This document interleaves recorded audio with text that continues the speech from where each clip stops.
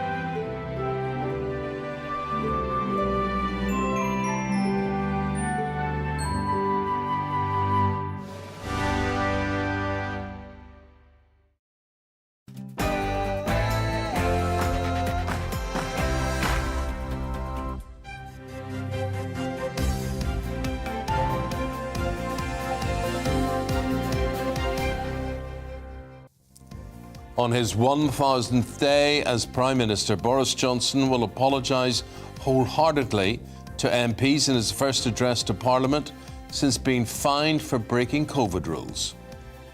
Good morning, it's 6 o'clock on Tuesday the 19th of April. We're back after Easter and this is Breakfast on GB News with Eamonn and Isabel. Here's what's leading the news this morning. The Prime Minister will face the House of Commons for the first time since being fined over Partygate.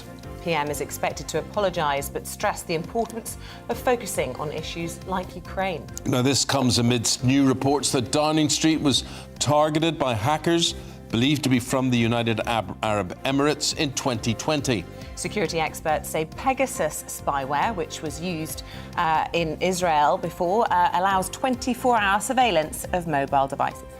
In Ukraine, President Zelensky has announced that the long-expected second phase of the war has begun as Russian tanks and artillery engage in large-scale assaults on Donbass. And later in the programme, we'll be speaking to the Ukrainian former world heavyweight champion, Vladimir Klitschko, about defending his country against President Putin. Yeah, he is part of the army. He has signed up to that. And you can sign up to any of our discussions by emailing gbviews@gbnews.uk or you can tweet us at GBNews.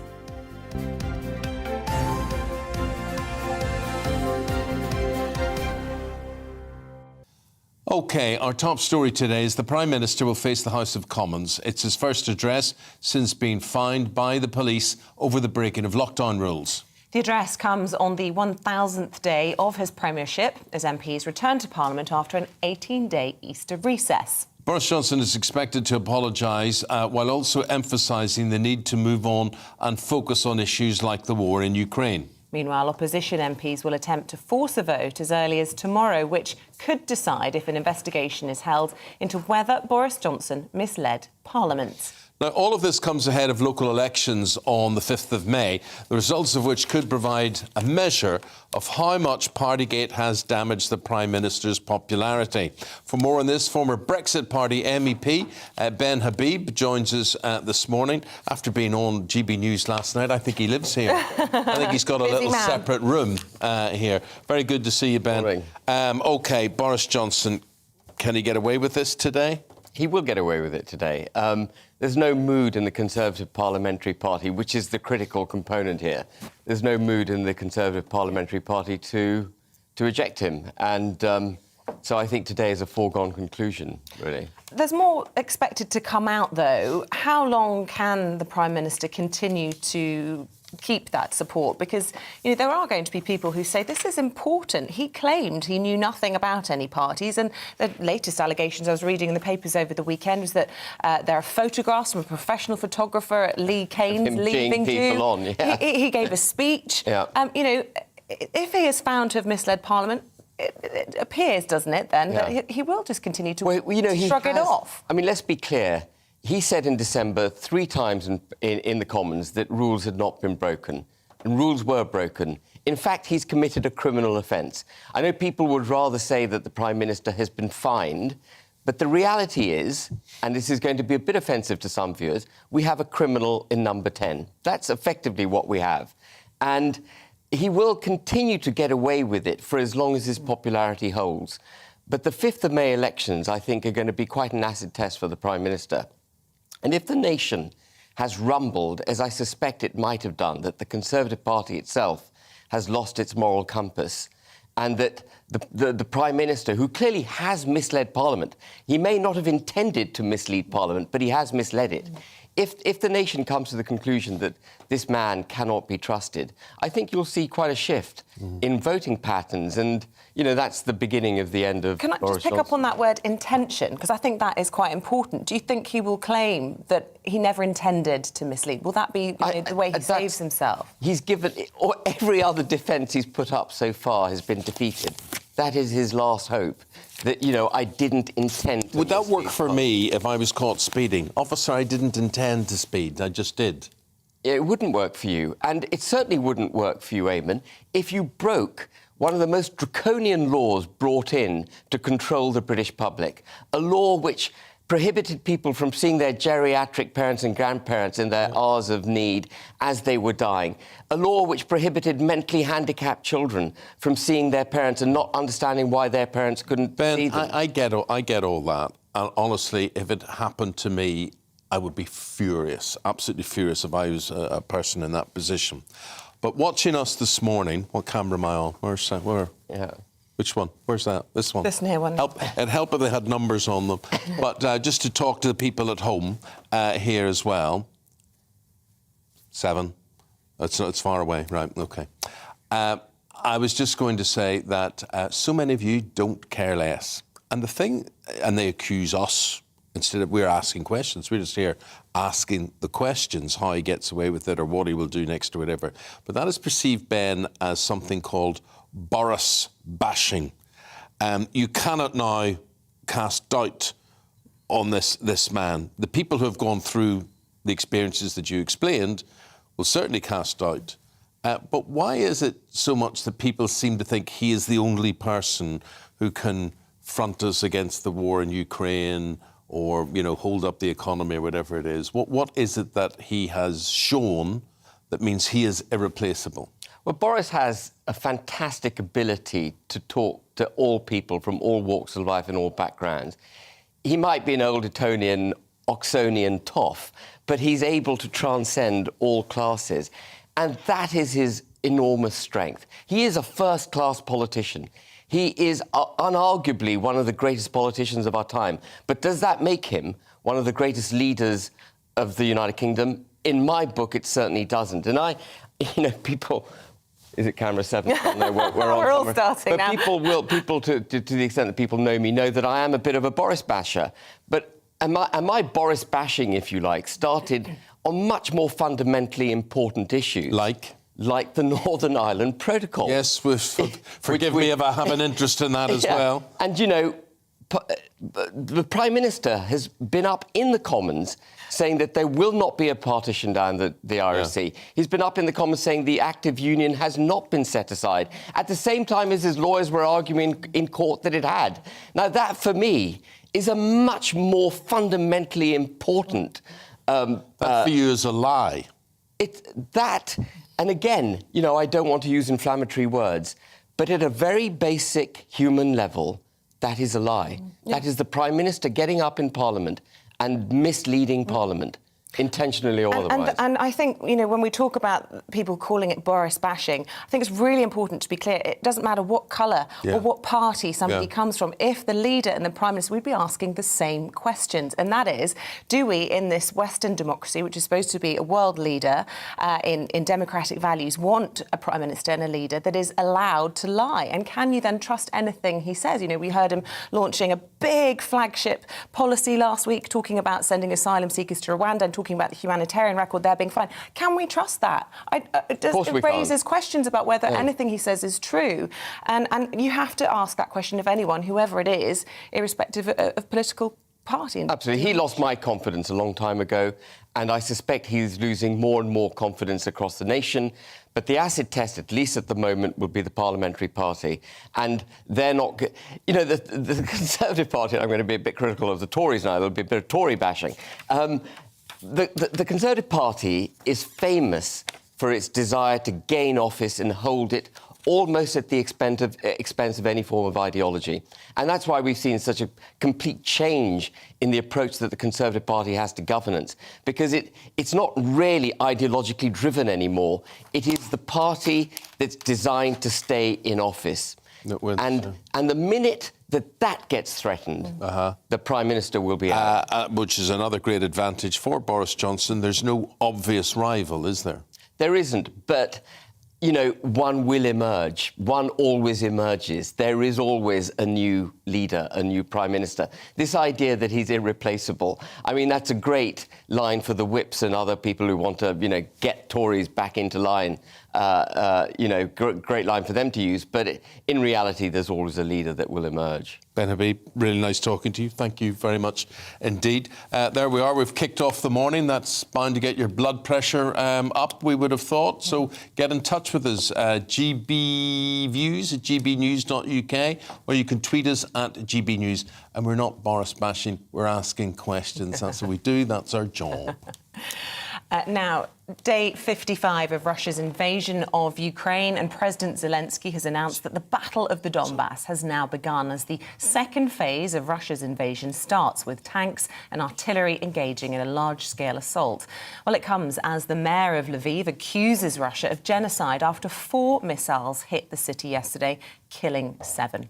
Well, we're joined now by journalist for the Kyiv Independent, Asami Terajima. A very good morning to you, Asami. Thanks for joining us.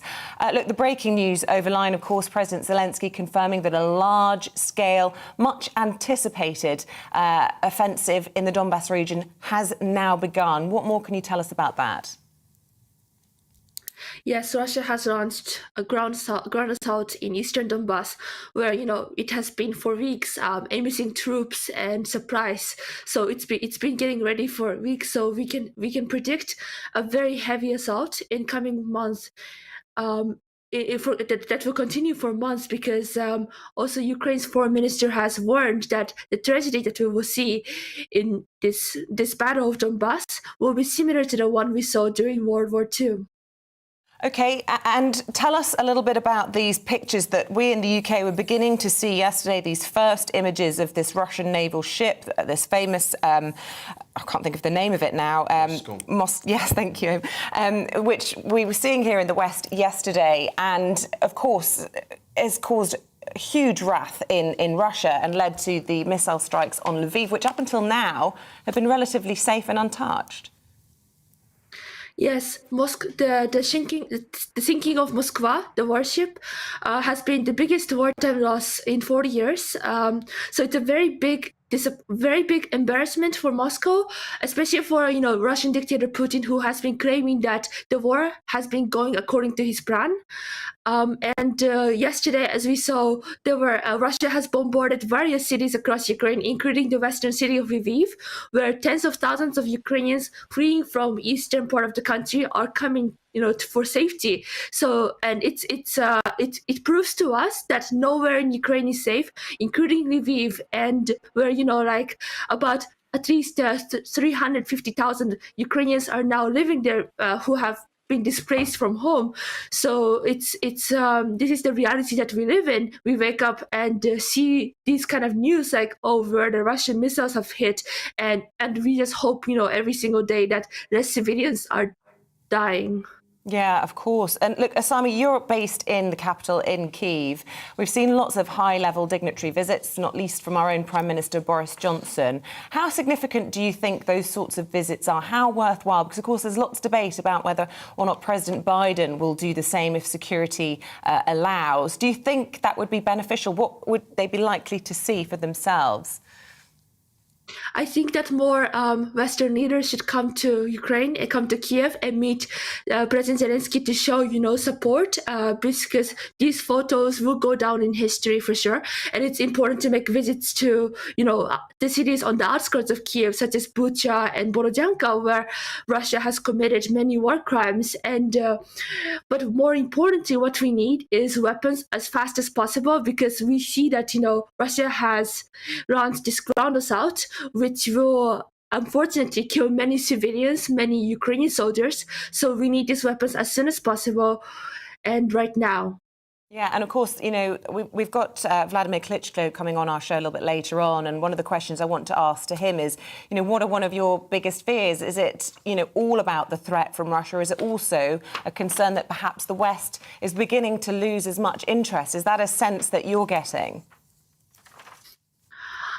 I think the West has, after what we saw in Bucha and Borodyanka and what the images and videos that we see from a besieged port city of Mariupol, I don't think that it's possible for the West to now lose interest, because I think that every sane person would never forgive what Russia has done.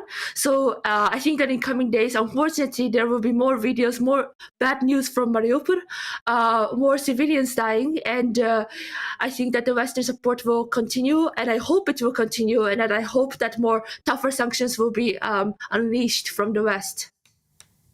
OK, Asami Terajima from the Kyiv Independent, based in Kyiv. Good to talk to you always on the programme. Thank you.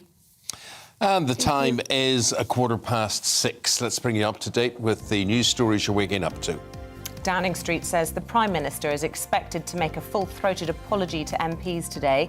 Boris Johnson will make a statement as politicians return to Westminster following Easter recess. It's his first appearance in the Commons since he was fined for attending a birthday bash in lockdown. Britain will send armoured missile launchers to Ukraine after Russia began what's being called a full-scale offensive to take control of the east. According to the Sun newspaper, the Ministry of Defence is planning on flying the 13-ton vehicles to Ukraine on transport planes within the next few days. Cristiano Ronaldo has announced one of his newborn twins, a baby boy, has died. The baby's twin, a little girl, has been born safely. The footballer and his partner have written on social media saying it is the greatest pain any parents can feel. Only the birth of our baby girl gives us strength.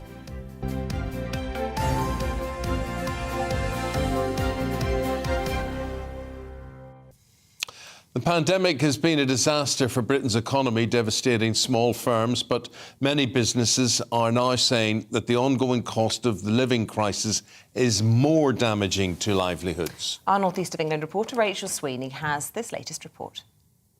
Recovering from a restrictive pandemic, it's not an easy time for small businesses. Russia's invasion of Ukraine has affected oil markets, the energy crisis is affecting utilities, and customers can't afford to make up the shortfall.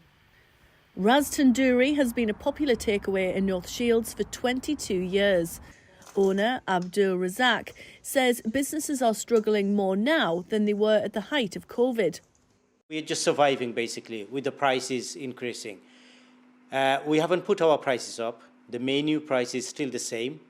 And we are still using all my products like chicken, breast. We buy them fresh from a local store. The price is going up every day, but we cannot change our menu prices. What do we do? Abdur is an award-winning chef, but he's worried his business will collapse. He says the government must recognise the looming catastrophe ahead. I think the VAT, they're charging 20%, but over the pandemic time, they reduced it to 5%. I think if they can do that for us, that would be ideal.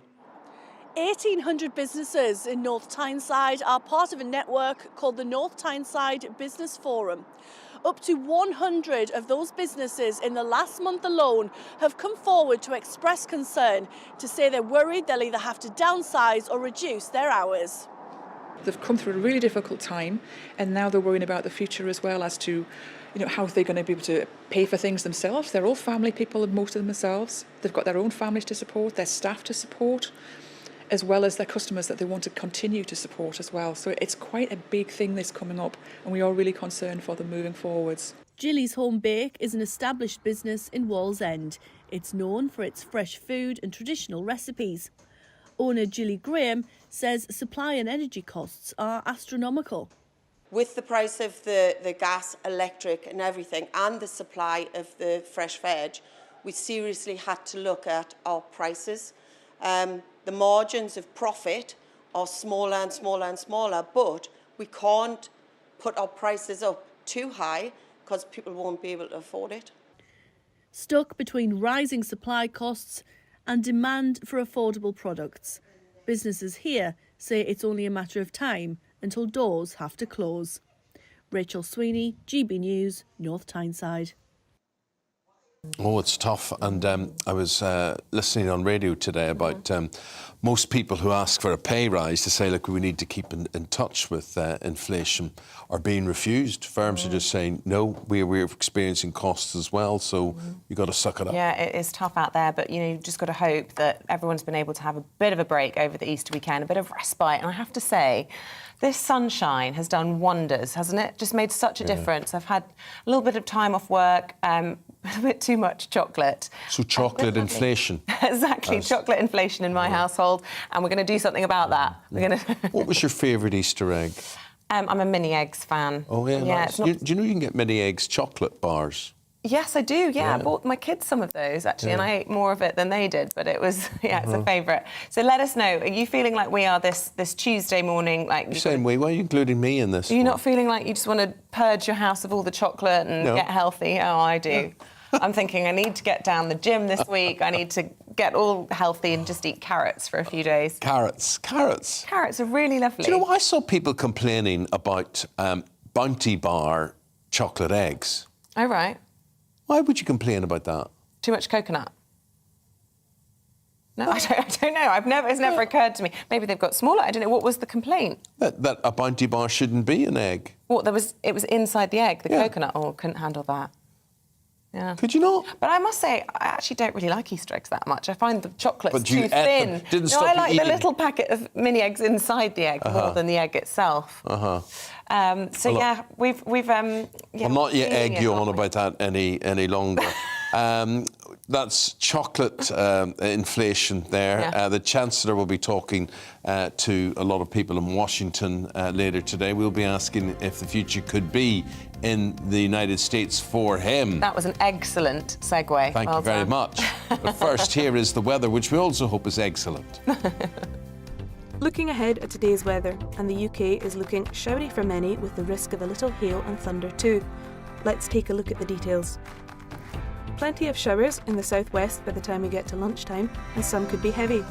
There will be sunny breaks though. In these it should feel quite warm. A slightly cloudy picture around London, whilst other parts of the southeast should see some sunshine. A few showers are going to develop here. Cloud will build through the morning across Wales, with inland areas most likely seeing showers kicking off, whilst it should stay drier towards the coasts. It will be largely cloudy around the Midlands as we head into the afternoon. Here the showery rain may be a little bit more persistent for a time, which could make it feel a little cool. It should stay drier around northeast England, with fewer, if any, showers. Cloud will come and go, allowing for spring sunshine, though the breeze from the North Sea will make it feel cool. There will be showers across much of Scotland, these heaviest in the north and west, where the hail and thunder is more likely. Their southeast is looking drier and brighter. Whilst there will also be showers across far western parts of Northern Ireland this lunchtime, elsewhere it should be mostly dry. These showers may become more widespread later though. Showers will continue for many as we go through this afternoon, with more persistent rain for parts of England. And that is how the weather is shaping up for the rest of the day.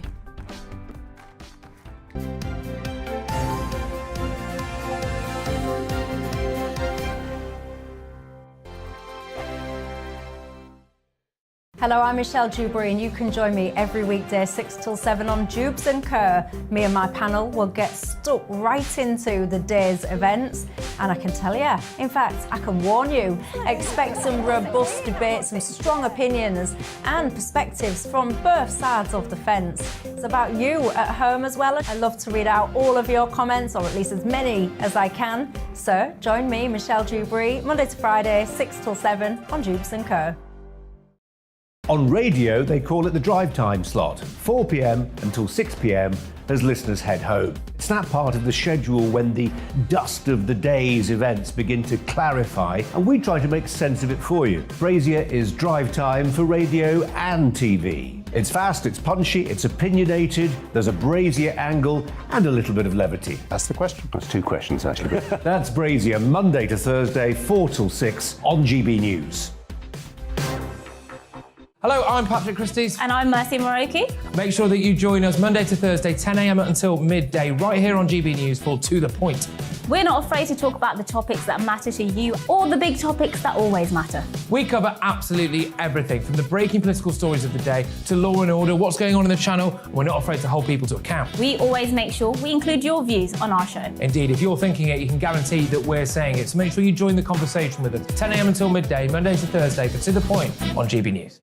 I'm Dan Wootton. Join me Monday to Thursday from 9 to 11 for the feistiest and most fun news debate on TV, where free speech reigns. I'll bring you a sharp take on the day's biggest stories, bombshell newsmaker interviews, and A-list guests. And I guarantee you, no spin, no bias, no censorship, and no reason to go to bed. That's Dan Wootton tonight, Monday to Thursdays from 9 on GB News.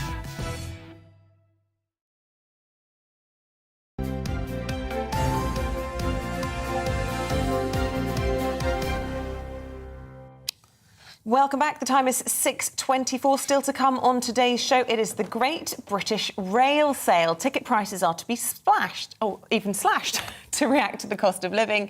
We'll ask what effect it will have on commuters. That's at 6:45. And the big interview of the morning, former world heavyweight champion 2 times and Ukrainian patriot Vladimir Klitschko will be live from Kiev. He'll be talking to us just after 9. And as always, we want to hear from you throughout the morning. No, you don't. Oh, you just had some Boris bashing allegations. No. It's just amazing. I just say to people, don't want the news. People want the news that they want, which is a totally different thing. But anyway, we're only here to dispense the news, and the news is the Prime Minister has to explain himself whether you like it or not this morning. So, as Isabel says, everybody gets the same treatment. Yeah. But, oh my God, we've got their blood pressure up this morning because apparently they don't want any reporting on Boris or what he has to do. Sorry, that's what we do on breakfast. So get in touch if you do want to, at the usual ways, email us or tweet us. The other big story we're talking about this morning, the Chancellor, Rishi Sunak, he's headed to the United States, isn't he? He is. He's going to attend the International Monetary Fund spring meeting, his first trip to America since admitting that he held a green card. Is this Rishi bashing? Are we allowed to do this? Who knows? I think we're allowed to do this because he's a sort of opposition to Boris, so I think they're OK with that. Okay. OK with that. Well, let's talk to Diana Fergot-Roth. She's a former economic advisor to Presidents Donald Trump, George H.W. Bush and George W. Bush, as well as Ronald Reagan. You know, Diana, it is lovely meeting you. You know, a woman who has witnessed history, who's been a part of decision-making in history. You have seen things happen. We're now asking you to look into your crystal ball and look at inflation. Is this the big enemy? Is this the big talking point for folk gathering today? It is indeed, Eamonn and Isabel. Yes, everyone is concerned about inflation. In America, it's 8.5%. In Britain, it's 7%. In the EU, it's 7.5%. The big question is, can central bankers get down inflation without plunging their countries into a recession? So that's what they're talking about today at the meetings. OK, so lots on the table and high-level discussions, of course. Do people know, the general population of America, do people know who our Chancellor Rishi Sunak is? I mean, is he a big hitter over there? Well, I know, but most people don't. It's because I keep track of the news using the Times app. So I know, but most people don't know. Just as, most people in Britain do not know who the Treasury Secretary here is, Janet Yellen. OK, so there isn't necessarily the same sort of pressure in the States that we're putting on the Chancellor as he heads over there. We're all looking, though, at inflation in the States a lot worse than it is here, thinking, well, perhaps he's not doing such a bad job, even if he is having a few political headaches at the moment. Exactly. And also people don't really worry whether he has a green card or not. I mean, he was at Stanford. Quite a lot of people have green cards, and he lost it because he didn't come back during the pandemic. So no one really thinks twice about it. Diana, let's get into the fine detail now. You were saying curbing inflation, but without bringing about recession. Can that be done, and if so, how? It could be done, but it needs the help, at least here in the States, of President Biden. He is doing everything he can to drive up energy prices. He's stopping oil exploration offshore because of the crusade against fossil fuels, but at the same time, he's going to Iran, Saudi Arabia, and Venezuela, asking them to pump more oil to get oil prices down. He's not even going to Canada to ask them to send us more oil here in the States. Diana, is there any lessons from history? I mean, you know, you've been there, you've been advising George W. Bush, Ronald Reagan, Trump. There's so many people who have had, you've had their era, they've had yours. Are there lessons from history? Have we been down this road before?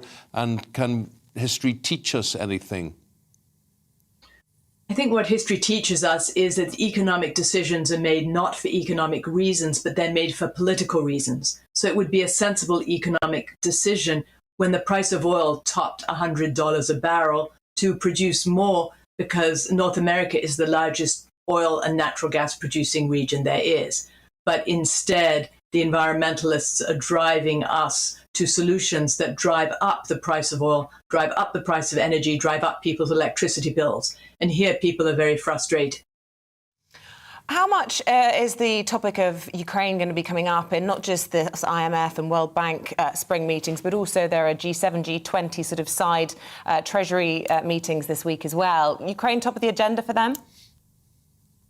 Very much so, also as well, not just because of the war, but also because the war is driving up energy prices and commodity prices. Ukraine's one of the largest producers of grain, and this means worldwide food prices might go up. So as they are trying to get inflation down because of central bank monetary accommodation, they're also facing higher grain prices and higher energy prices.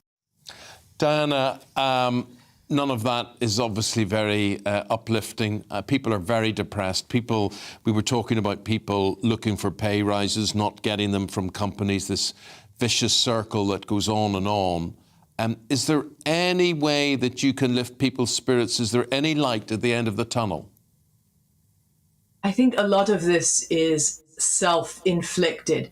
Energy prices were about up 40% from a year ago. It makes up a large part of people's budget. But we can actually do more by producing natural gas and fracking. We can do that not just here, but in Europe. Certainly in Britain, there are places where fracking would be possible if the political groups allowed it. So I think economic solutions are possible.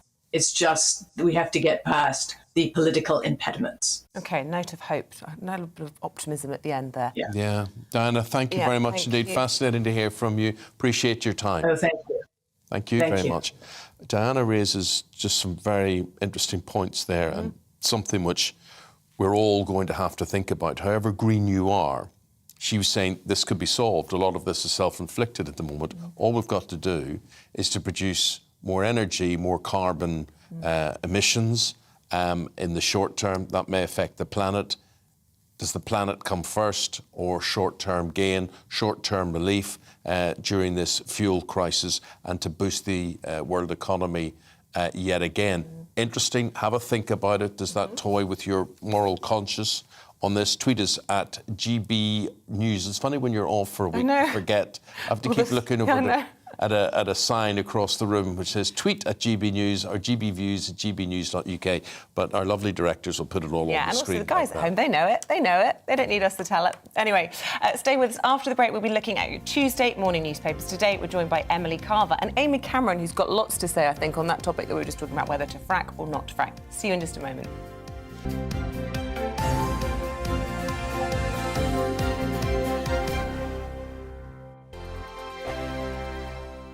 Hello, I'm Michelle Jubilee, and you can join me every weekday 6 till 7 on Jubes and Kerr. Me and my panel will get stuck right into the day's events, and I can tell you, in fact, I can warn you, expect some robust debates, some strong opinions and perspectives from both sides of the fence. It's about you at home as well. I love to read out all of your comments, or at least as many as I can. So join me, Michelle Jubilee, Monday to Friday, 6 till 7 on Jubes and Kerr. On radio, they call it the drive time slot, 4 p.m. until 6 p.m. as listeners head home. It's that part of the schedule when the dust of the day's events begin to clarify, and we try to make sense of it for you. Brazier is drive time for radio and TV. It's fast, it's punchy, it's opinionated, there's a Brazier angle and a little bit of levity. That's the question. That's two questions, actually. That's Brazier, Monday to Thursday, 4 till 6 on GB News. Hello, I'm Patrick Christie's. And I'm Mercy Moroki. Make sure that you join us Monday to Thursday, 10 a.m. until midday, right here on GB News for To The Point. We're not afraid to talk about the topics that matter to you or the big topics that always matter. We cover absolutely everything, from the breaking political stories of the day to law and order, what's going on in the channel. We're not afraid to hold people to account. We always make sure we include your views on our show. Indeed, if you're thinking it, you can guarantee that we're saying it. So make sure you join the conversation with us, 10 a.m. until midday, Monday to Thursday, for To The Point on GB News. I'm Dan Wootton. Join me Monday to Thursday from 9 to 11 for the feistiest and most fun news debate on TV, where free speech reigns. I'll bring you a sharp take on the day's biggest stories, bombshell newsmaker interviews, and A-list guests.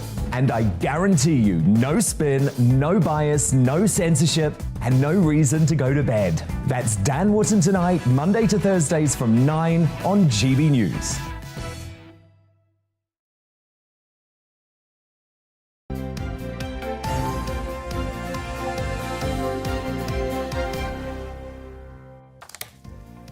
Welcome back. The time, 25 to 7. News is this. Let's have a look. Downing Street says the Prime Minister is expected to make a full-throated apology to MPs today. Full-throated? I know, it's an awful phrase. Awful phrase. It's like but Victorian language. So it must have come from somewhere. Does he clear his throat, spit out, Perhaps, and then... let's not. Boris Johnson will make a statement as politicians return to Westminster following Easter recess. It's his first appearance, of course, in the Commons since he was fined by the police for attending a party during lockdown. Train tickets set to be slashed by as much as half, as the government looks to address cost of living pressures and what's being described as the Great British Rail Sale. The Transport Secretary says more than 1 million train tickets will be reduced during the spring. Some sad news from Cristiano Ronaldo. He's announced that tragically, of one of his newborn twins, a baby boy, has died. The baby's twin, a little girl, has been born safely, and the footballer and his partner have released a statement on social media saying it is the greatest pain any parents can feel. Only the birth of our baby girl gives us strength.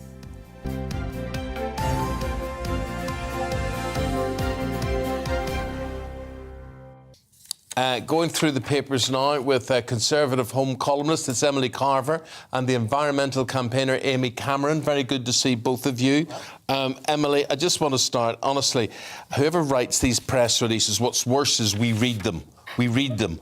Full-throated apology. At least it wasn't deep-throated. It gets worse. I could just imagine, what is a deep-throat? Wait a minute. Right, I'm ready to apologise now. Who writes this nonsense? Who does write it? I mean, presumably it means that it's very, I don't know, heartfelt. Heartfelt. Yeah. But it's a horrible turn of phrase. But the Mirror, of course, are going with Johnson's walk of shame. It's his Partygate showdown today. And this is true. I mean, he's managed to avoid MPs for a while. It was quite good timing for him, wasn't it, when this came out? The heat has come out of this story slightly since it was revealed that he was going to face a fixed penalty notice. I think that's what they call it. That's right. So apparently he's going to use this session in a desperate bid to move on from his Partygate fines. But the Mirror are citing many people from the Labour side and also within the Tory party who are fed up with Boris and think it's time for him to go. Well, I think the problem, I suppose, will be for them is that this is expected to be the first of a number of fines for the Prime Minister. And so it's a problem that just never seems to go away. That's what a lot of our viewers object to, is that it's just this constant distraction. Wouldn't it just be better to get it all over and done with and just say, hold your hands up and say, I messed up, I got a lot of things wrong. I'm really, full-throatedly sorry. And then we maybe can move on. Would that be a better way of doing it? I completely agree. For me, personally, my personal view is that this story has been overblown somewhat by a lot of media and commentators who have always wanted Boris to go, have never liked him for do you really a think variety that there of is? different Do you really think reasons. there is a media conspiracy where Sky News and ITV News and all these organisations are calling each other up and saying, let's go hard on the Prime Minister because we don't like him? Or do you think it is, irrespective of whoever it was, about the office that he holds, that there is a certain standard that is expected? Yeah, I think... I mean, the police have found that he broke the law. He claimed in Parliament that he knew nothing about these parties. There's a clear mismatch. But I mean, this particular party in the Cabinet Office where he was brought a cake, I mean, Tom Harwood did a very good piece the other day over the weekend pointing out that this party was well known to the press at the time. It was featured in the Times. There was no uproar at the Times. On the same day he was handed a cake by school children and teachers in a classroom in Hertfordshire, there was no outpouring of outrage then. If we remember at that time, it was the summer, things were starting to ease off at that moment. And I think we are sort of remembering things slightly different from how they were at the time. That may change, of course, if more and more fines come out. But from this particular party, I can't get angry at him. I think we have to remember that it's not just the party, though. It is the consistent lying about the parties that I think is... I mean, I think it is important that we do continue to be outraged by this because I think there is a risk, as you say, Emily, that people kind of get bored of this story and to some extent that serves Boris Johnson's interests, right? But one, we have to, exactly as you say, Emily, like cast our minds back to that time when people were grieving alone, people were attending funerals on their own, people were unable to say their last words to people except over a Zoom call, and I don't think it is a trifling matter that the people who were setting the rules were breaking them. But then I think what is even more undermining to democracy is the fact that we have a leader that consistently stood up and lied. We have to either believe he didn't understand the rules he was setting himself or that he lied about them. Neither of those is a trait I want to see in a Prime Minister. What I would say is that he obviously presided over a culture where people were doing things that other people in the country weren't allowed to do. So that...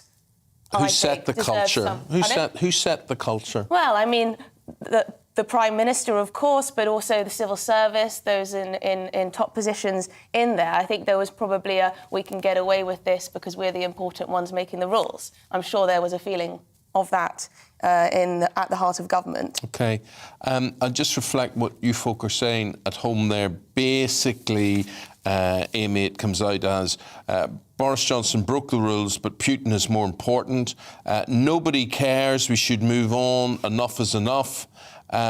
Boris broke the rules, but many of us did, so we should leave him alone. I don't think you'd be saying that if you've received a fixed penalty notice as well, but that's just reflecting what folk are saying about this by and large. Now, half-price rail fares, Amy. I find this quite interesting. I mean, people talk about how expensive rail fares are. How can the government promise that they will reduce these or some of these rail fares by half price? So, unfortunately, on this occasion, this is somewhat gimmicky. So they are working with a number of the rail providers to reduce fares over a 2-month period. They're off-peak fares, and this reduction will end just before the school holidays. So while I think it's great to see people recognising that rail costs are way too expensive, and actually I think a really useful step from this government would be to tackle the cost of public transport in the UK. This is not the one. I don't know if you've seen the video of Grant Shapps with sunglasses on, sort of parading around. But this, I think, yes, great, let's recognise that train fares are way too expensive. This is a gimmick. So I think it's going to affect better something than nothing. Come on, Amy. It is better. I know, I'm super miserable. I recognise that. Even if I'm bored myself, it's good, but it's not enough. But I think on this occasion it is true, right? Like the fact that this is off-peak fares means it's not a serious dent on people's cost of living. So I think, one, yes, train fares are way too expensive. Let's do something about this. But this is not the way to tackle it. This neither truly tackles the cost of rail, which would be much better dealt with by renationalising the railways. And two, I think let's not pretend this is a cost of living measure. It's a luxury type thing. Exactly. Say, I fancy a day out in Penzance or whatever. It only cost me 22 quid. Let's go. Exactly. On a Wednesday when I should be working, unless I'm working from home. I'm not really working. Don't start that. But this is, I agree, this is gimmicky because this is essentially a subsidy for the middle classes who, by and large, use rail far more than any other, a group of people. Come on. It's not a real easing of the cost of living. If they wanted to, they reduce bus fares probably tube fares as well, and other ways. Cut that fuel duty again. But no, I think this is not going to help people, especially it's not the commuter train. Middle-class people aren't people. And they don't count. No, they do. I don't know why benefiting from anything. Subsidising these random trips. From, I think the fact that I haven't seen the video, but if Shaps is wearing sunglasses there, he's promoting this as a holiday getaway thing. He's not promoting this as I've got to get to the city centre because that's where I work. Yeah, yeah. And I think, like, I'm very supportive of, like, some more domestic tourism. The UK is beautiful, and I think one of the things we kind of realised over the last couple of years is what great holidaying opportunities we do have here. One of the things that limits people's ability to holiday in the UK is the cost.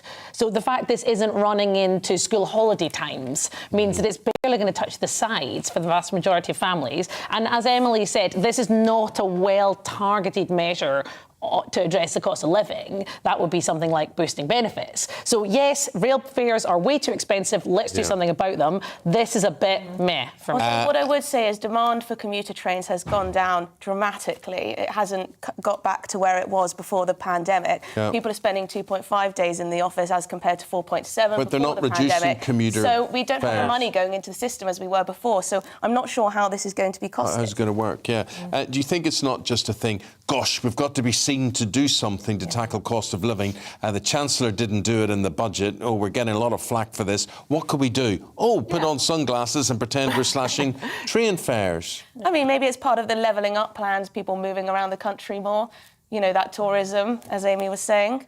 I think they're framing it as part of the levelling up agenda, but I think rail travel in the UK could be hugely beneficial. Post privatisation, loads of communities have been left really isolated because their routes aren't profitable. So some of us pay extortionate fees to travel in and out of cities for work, and other people are left cut off. So I think investment in rail would be great, but this is just too flimsy, too short term, too limited. We're almost out of time, but I do want to quickly reflect, if we can, a significant moment in Ukraine overnight. President Zelensky saying that this incursion into the Donbass has begun. We've been expecting this for weeks, haven't we, Amy? That it's on the front of the Times, but this could be a really pivotal moment in this war.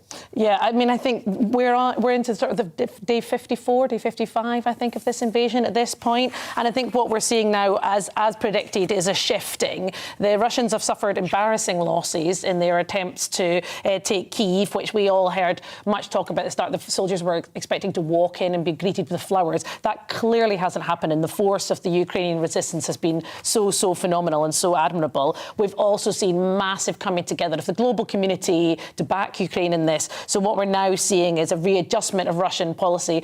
Putin does not want to leave this without a sense of a win. So he's now realigning to the east of the country, and I think we're going to see some scary days ahead. Been seeing the weaponry coming over the border already, haven't they? Yeah, and I think what we saw in Lviv as well suggests that no one is safe, regardless of this readjustment to a battlefront on the east. Terrifying times. Talking about a readjustment, I don't want you to go until we refer back to the top economist that we interviewed before you came on, an economic advisor to various American presidents, who basically said, Eamonn, you're not like to hear this, but I think it's something that there will be a conscience, there will be a dilemma for a lot of people who would be green and say, yeah, like, I want to save the planet, but the cost of living, the fuel crisis is horrendous. This woman was saying, look, if we just produce more fossil fuel stuff, coal, gas, oil, you'll bring the prices of all of this down, and we will all get through this terrible economic crisis for the next few years. She said it's in her own hands, it's self-inflicted, and it's people, dare I say, like you, who are complaining about all of this, which is making the politicians make political decisions as opposed to economic decisions. If only the politicians were listening to me, Eamonn. If only. I think one thing you mentioned there, which is absolutely spot on, is we're talking about solutions for an energy crisis which we are facing right now. So we're talking about the cost of energy is expected to spike over the next 2 years. Even if we went full-throatedly in support of fracking... God. I'm going to ban that phrase.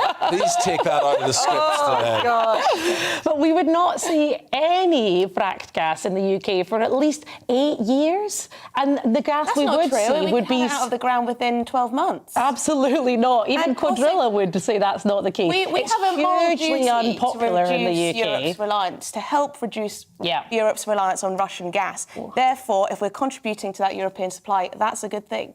I'm sorry, and that's the just tax and investment that will come into this country is also good. So it will take ages to come out of the ground. Quadrilla themselves have said it won't affect prices in the UK. We have much quicker, much cheaper, much more effective ways to lower bills, like home insulation and renewable energy. I will keep banging on about it till the cows come home. I mean, the point about how it won't benefit UK prices is because the argument is if we frack here in the UK, we'll be selling that overseas because we don't. The way it's regulated is it's not all kept for domestic use. If that was changed by the politicians, if we were able to say, OK, we'll allow fracking, but if only to help us with our own cost of living crisis here, would you still be opposed to it? And if so, why? One, because of the timeline. So it's not any kind of immediate solution to the crisis that we're currently in. And what is the timeline? Because we're getting neither's insulating our entire housing stock. Yeah. But that would long-term reduce people's bills, right? At the moment, we're losing huge amounts of energy that we pay for that just seeps out through the walls. My point was, this economic advisor said, basically, if you increase the output from Venezuela, from North America, from Saudi Arabia, whatever, this fuel crisis is going to go away. That's just not true, is it? We know that's not true. It's not a problem of supply. So right now in the UK, she says it is a problem of supply. It's entirely a problem in the of UK, supply. we're already shipping the vast majority of oil and gas that we get out of the North Sea to other countries.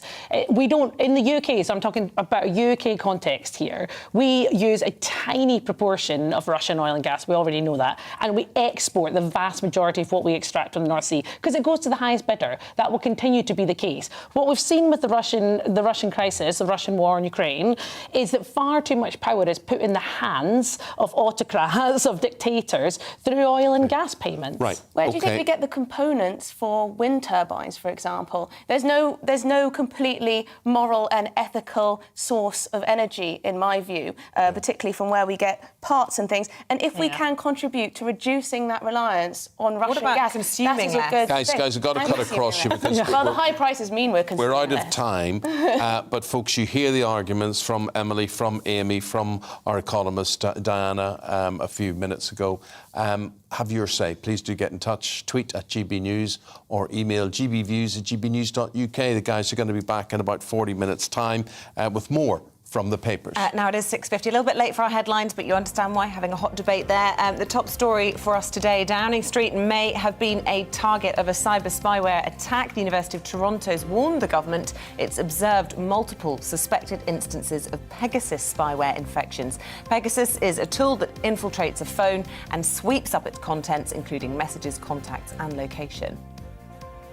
Charities are warning that new immigration laws will have a massively detrimental impact on exploited children. The government's being urged not to let an adult-focused agenda take priority over children's rights, with the Nationality and Borders Bill set to be debated in the Commons tomorrow.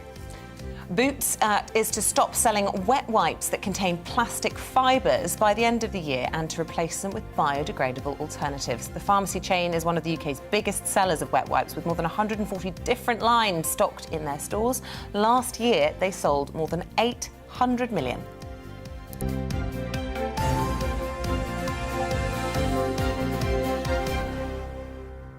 Well, that is a positive move from Boots. The idea of wet wipes and why they should be allowed without being biodegradable. Too much plastic. And again, if governments were serious about cleaning up the planet, they would just ban plastic. Yeah, I live on the River Thames. The amount of wet wipes you see washed up on the banks all the time. Awful. Really sad. Awful.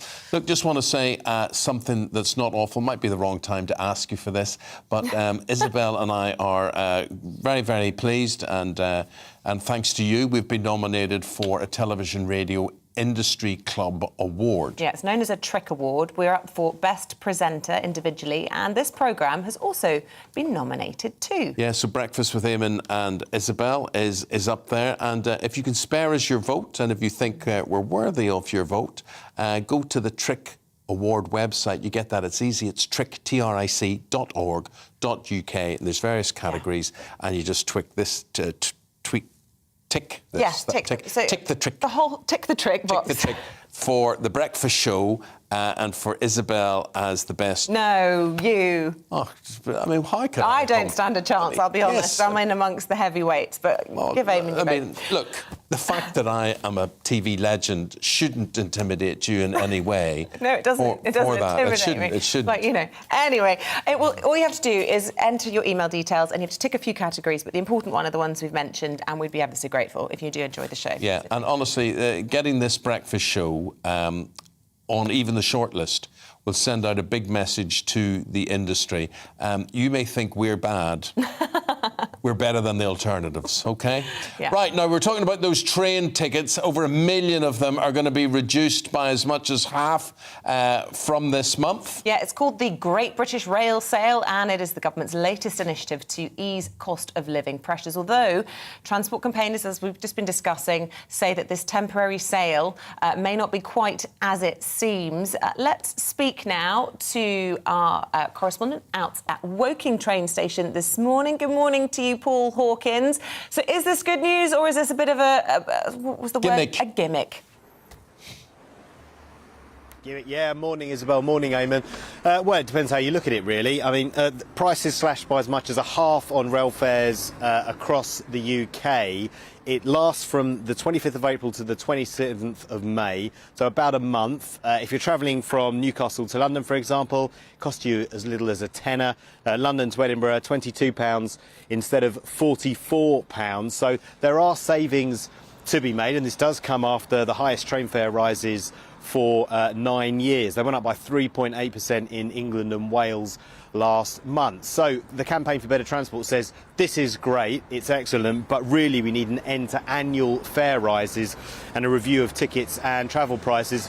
And this rail sale, as they're calling it, it only works for off-peak fares as well. So the government's hoping it's going to help people with the cost of living, help them with making those journeys by train, and it'll also give a boost to the British tourism industry, making day trips into London from places like Woking, only 20 minutes by train from here, making trips to, the Lake District, Peak District, Cornwall, etc.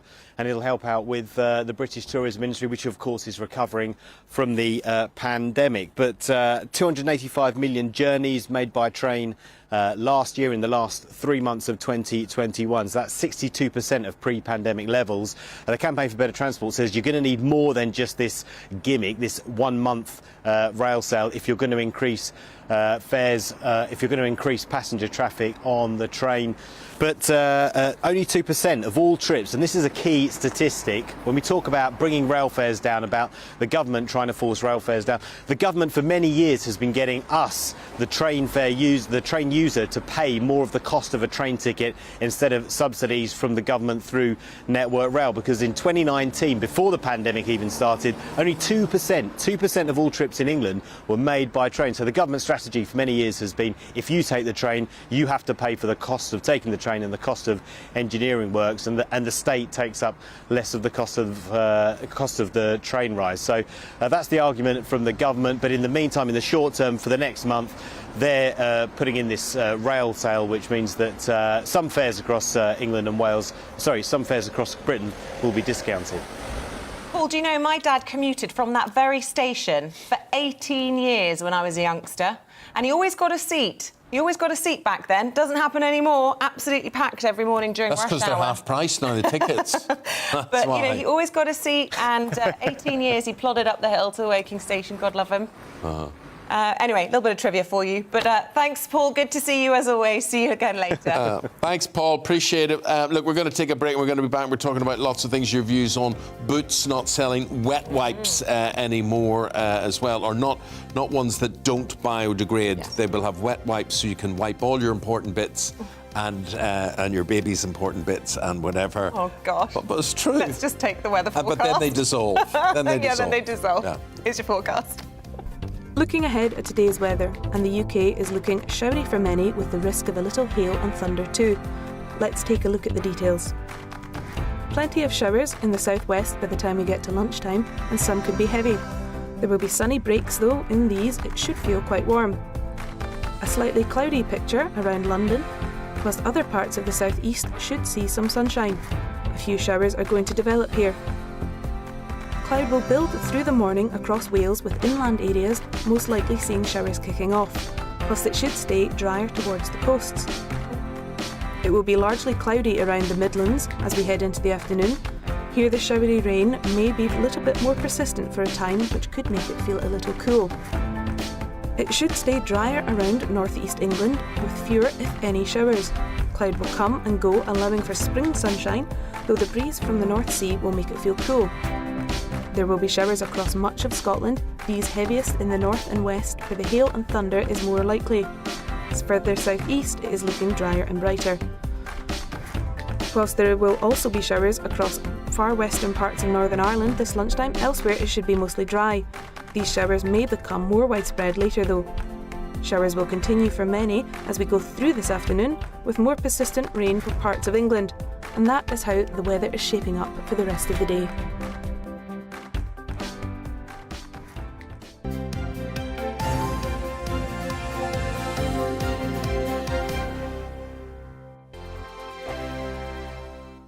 Hello, I'm Michelle Jubilee, and you can join me every weekday 6 till 7 on Jubes and Kerr. Me and my panel will get stuck right into the day's events, and I can tell you, in fact, I can warn you, expect some robust debates, some strong opinions and perspectives from both sides of the fence. It's about you at home as well. I love to read out all of your comments, or at least as many as I can. So join me, Michelle Jubilee, Monday to Friday, 6 till 7 on Jubes and Kerr.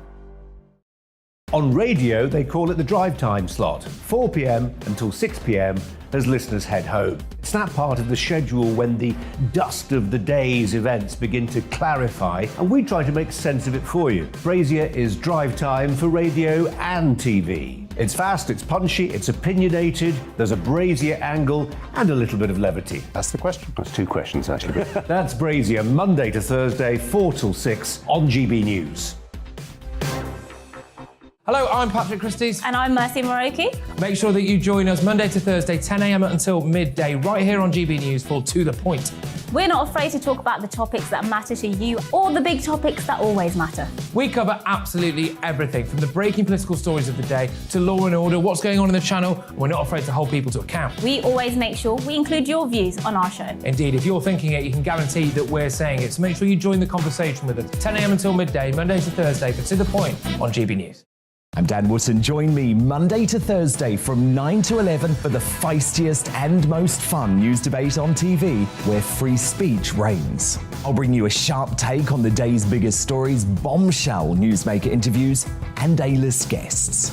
And I guarantee you, no spin, no bias, no censorship, and no reason to go to bed. That's Dan Wootton tonight, Monday to Thursdays from 9 on GB News.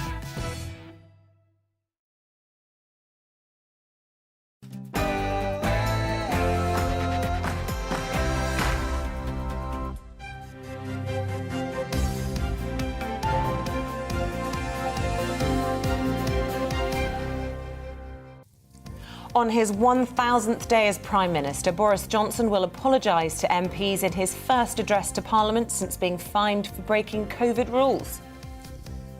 A very good morning to you wherever you're watching or listening from on this Tuesday, the 19th of April.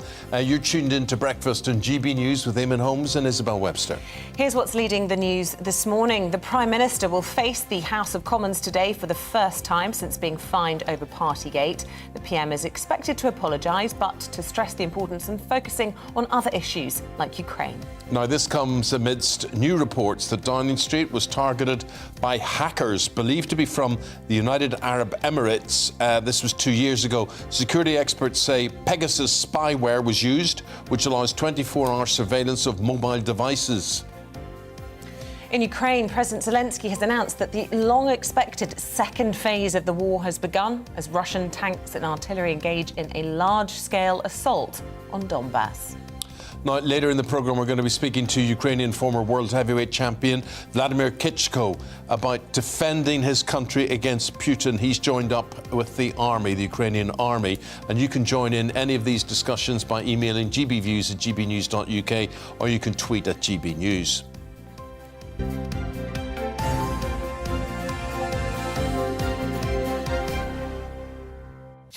OK, to our top story today, and the Prime Minister is to face the House of Commons in his first address since being fined by the Metropolitan Police over the breaking of lockdown rules. Now, the address comes on the 1000th day of his premiership as MPs return to Parliament after an 18-day recess. He is expected to apologise wholeheartedly, whilst also emphasising the need to move on and focus on issues like the war in Ukraine. Meanwhile, opposition MPs will attempt to force a vote as early as tomorrow, which could decide if an investigation is held into whether Boris Johnson actually misled Parliament. Well, all of this, of course, comes ahead of those local elections, which are on the 5th of May, the results of which could provide a measure of how much Partygate has damaged the Prime Minister's popularity. OK, well, for more on this, let's go to Chris Curtis. Chris is head of political polling at Opinium Research, and he joins us now. Chris, very good to see you. As we approach those May the 5th elections, how is it looking for the Conservatives and particularly the Prime Minister? Yes, good morning. Well, I think when it comes to the Conservatives and the Prime Minister, things aren't looking particularly good. We've now had the Conservatives lagging behind in the polls for some months. We've actually had one poll this week with the Conservatives double digits, with the Labour holding a double-digit lead over the Conservatives. And when it comes to Boris Johnson personally, his approval rating is really falling quite far. So he's about sort of minus 25, which means 25% more people say they think he's doing a bad job than think he's doing a good job. When we sort of dig even a little bit deeper than that, we sort of notice that hardly anybody now says that they trust him to tell the truth. And increasingly, they don't even trust him to quote unquote, get things done. That was one of the areas where he was sort of seen as particularly strong. It's what won him the election because he could get Brexit done.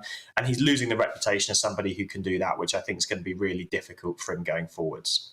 Going forwards today, he addresses the House. How he performs, Chris, how important will that be?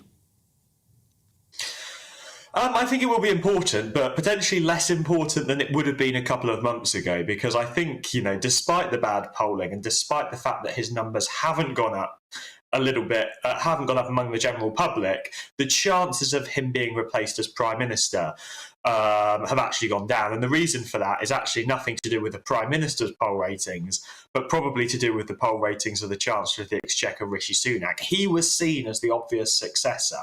A year ago, he was the most popular politician in the country, but all of the scandals over the past few weeks surrounding him have meant that his popularity has declined. He's now, if anything, slightly less popular than the Prime Minister. So there isn't an obvious replacement for Boris Johnson anymore, and I think that means that Conservative MPs are going to be slightly more nervous about replacing him. Chris, when we look at these local elections, they're not about Ukraine, yet a lot of what the Prime Minister is about at the moment is Ukraine. Will he have to address that? I think the reason the Prime Minister's speaking about Ukraine is, we ask not just do you think the Prime Minister's doing a good or a bad job overall, but do you think he's doing a good or a bad job in all of these different policy areas? And in almost every policy area, people say that they think he's doing a bad job. Ukraine is the exception to that rule. More people think that he's done well and badly when it comes to that. So he's trying to emphasise that.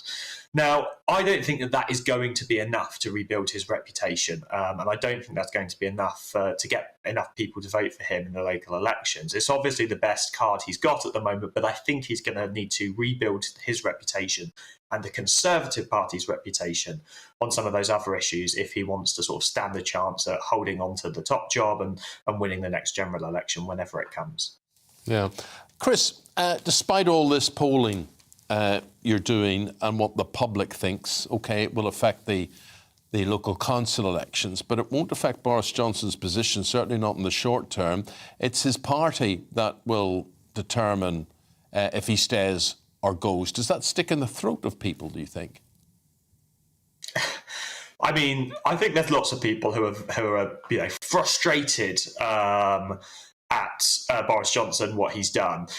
Obviously it's not going to be ultimately the public's decision in the short term whether he remains as Prime Minister, and that's very frustrating. But I would say, one thing that is interesting when you're sitting through focus groups and polling at the moment is that there is still an attitude that, yes, Boris Johnson's messed up and sort of screwed up over Partygate, but the phrase you hear all the time is they're all as bad as each other, aren't they? Lots of people sort of have lost faith in the ability of a trustworthy politician who tells the truth and doesn't sort of try to mislead the public. So I think that there are people that are very, very frustrated about this, but I think there's also lots of people who have lost faith that there could ever be somebody who wouldn't act like this as well running the country. Anything from what you've polled that reflects on the opposition parties or gives them hope, or have you asked specific questions about them?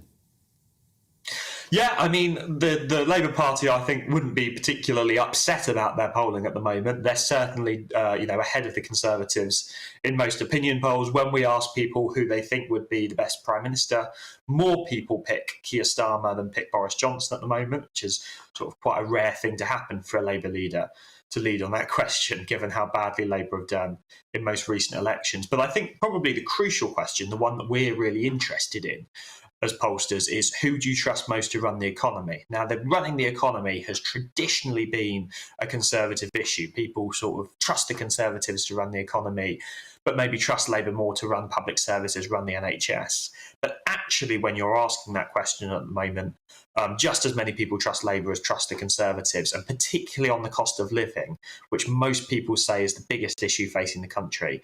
People think that Labour solutions are going to be better for them and their family than Conservative solutions. So I think there's a lot of good news in there for the Labour Party in the polls. There's a few drawbacks to that. Firstly, they still see Labour as what I call the free pony party. In other words, we're going to give you whatever you want, but we're not necessarily going to tell you where the money's going to come from to pay for it. I think that's what a lot of people tell us about the Labour Party. And secondly, while people do think Keir Starmer's quite a competent leader, they're not sure if he's strong enough for the top job yet. So he's still got a lot of work to do to convince people that he'd be able to be a strong leader who can run the country. Chris Curtis, great hearing from you. Thanks for your analysis. Chris is head of political polling at Opinium Research. Thank you very much indeed for your time. The time's approaching 7:10. Now, 2 British fighters have been captured in Ukraine by Russian forces amid Russia's invasion of the country. Aidan Aslin and Sean Pinner have been serving in the Ukrainian Marines. They were captured by Russian troops in Mariupol last week. The soldiers were dragged on state TV. You can see that footage there. They were asked for a prisoner swap for Putin's ally, Viktor Medvedchuk. So the situation has prompted nationwide condemnation of taking prisoners of war for political purposes.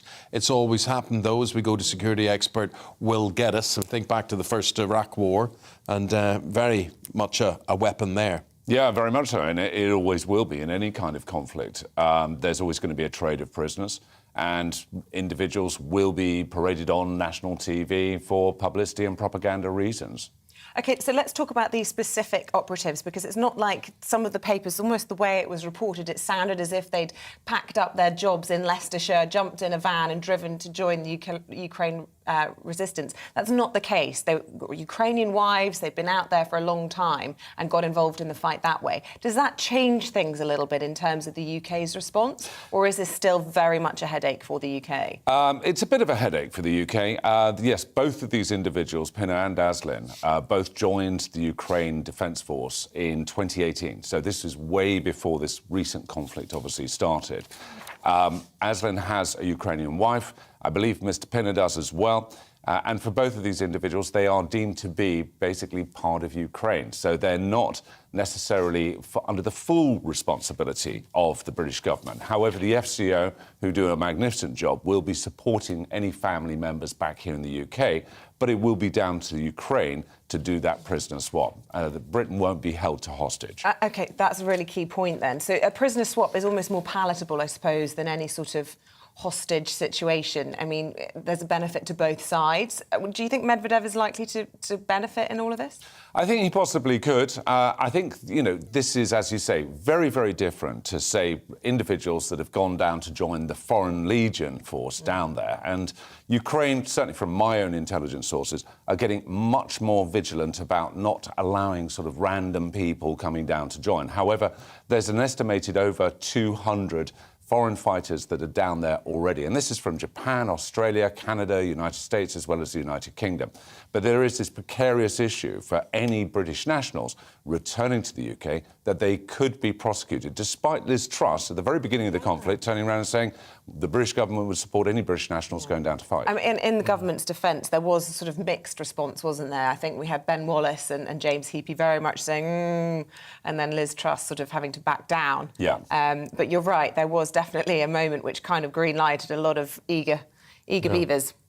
Well, just also interested in your take on another story. I've got it here. Front page of the Mail today, and it is this Pegasus spyware. Foreign spies, they reckon from Saudi Arabia, hacking into Number 10 and the offices within Number 10.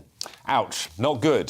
This is the famous NSO group from Israel who developed this rather clever software. And there are two types of Pegasus software. The first type that we saw is called the Pegasus 1, if you like, which was a click exploit, the type of exploit that any one of us could be susceptible to, where we click on a link or a file or a photograph and it downloads, obviously, the malicious program.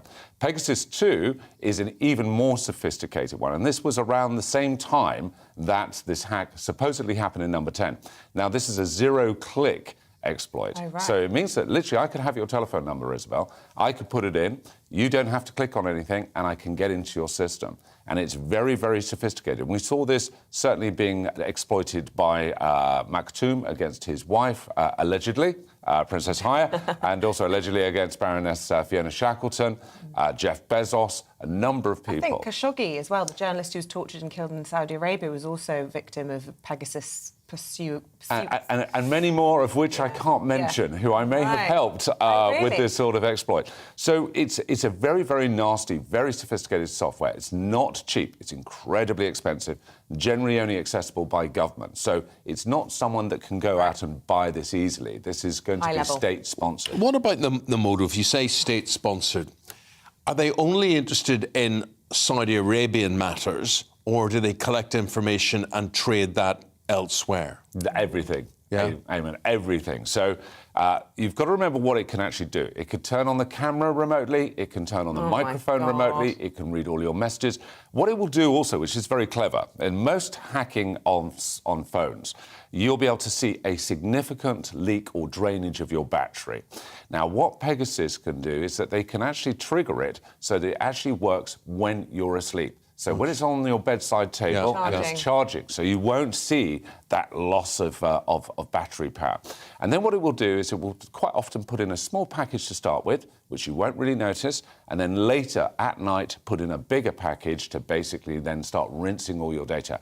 It will then remotely remove that information and analyse it later. So whilst you're fast asleep having your Zeds, it will then be sort of processing and downloading your information. So you've advised lots of people, many of whom cannot be named, on this particular problem. What would your advice be to Number 10 as they're furiously trying to work out which data's been hacked and what's going on? Well, GCHQ do a fantastic job. We can't diminish the fact that GCHQ and our cyber defences are great. But the weak link is always going to be the human being. And if they choose not to follow and use their encrypted devices, which are given and issued to them by GCHQ and by the security services, then there's not a great deal that can be done. So my speculation on this, Isabel, is quite likely that someone was not using their encrypted device, maybe wasn't using a phone that had been checked and had been secured, and that's how information was potentially attacked. But having said that, Jeff Bezos was targeted by Pegasus too, so even the best can be done. Yeah. Well, that's depressing. OK, well, it's always interesting to talk to you. Thank you very much indeed. Thanks, Will. Appreciate that. 16 minutes past 7. Good morning to you. This is Breakfast in GB News with Eamonn and Isabel. Downing Street says the Prime Minister is expected to apologise to MPs later today. Boris Johnson will make a statement as politicians return to Westminster following the Easter recess. It is, of course, his first appearance in the Commons since he was fined for attending a birthday bash in lockdown. Britain will send armoured missile launchers to Ukraine after Russia began what's called a full-scale offensive to take control of the east. According to The Sun newspaper, the Ministry of Defence is planning on flying the 13-ton vehicles to Ukraine on transport planes within days. Cristiano Ronaldo has announced that one of his newborn twins, a baby boy, has died. The baby's twin, a little girl, has been born safely. The footballer and his partner have written on social media saying it is the greatest pain any parents can feel. Only the birth of our baby girl is giving us strength.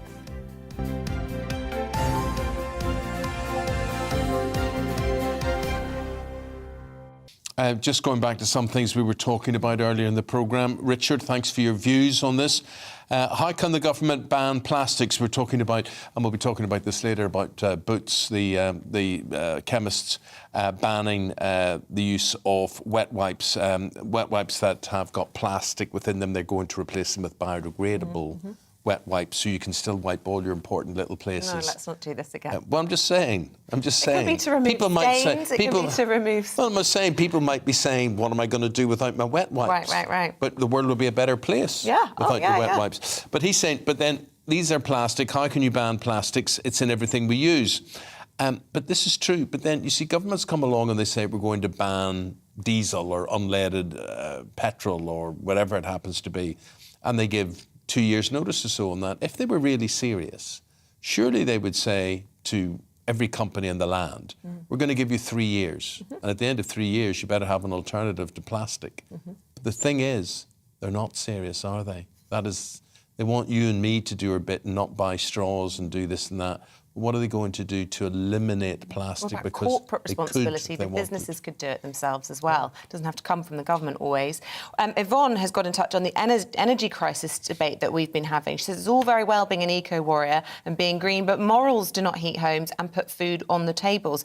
And Colin in Durham says, although I'm in favour of fracked gas, my understanding is that it would be sold on the international market and would have little impact on us in the UK. That's right, because we're not nationalised here.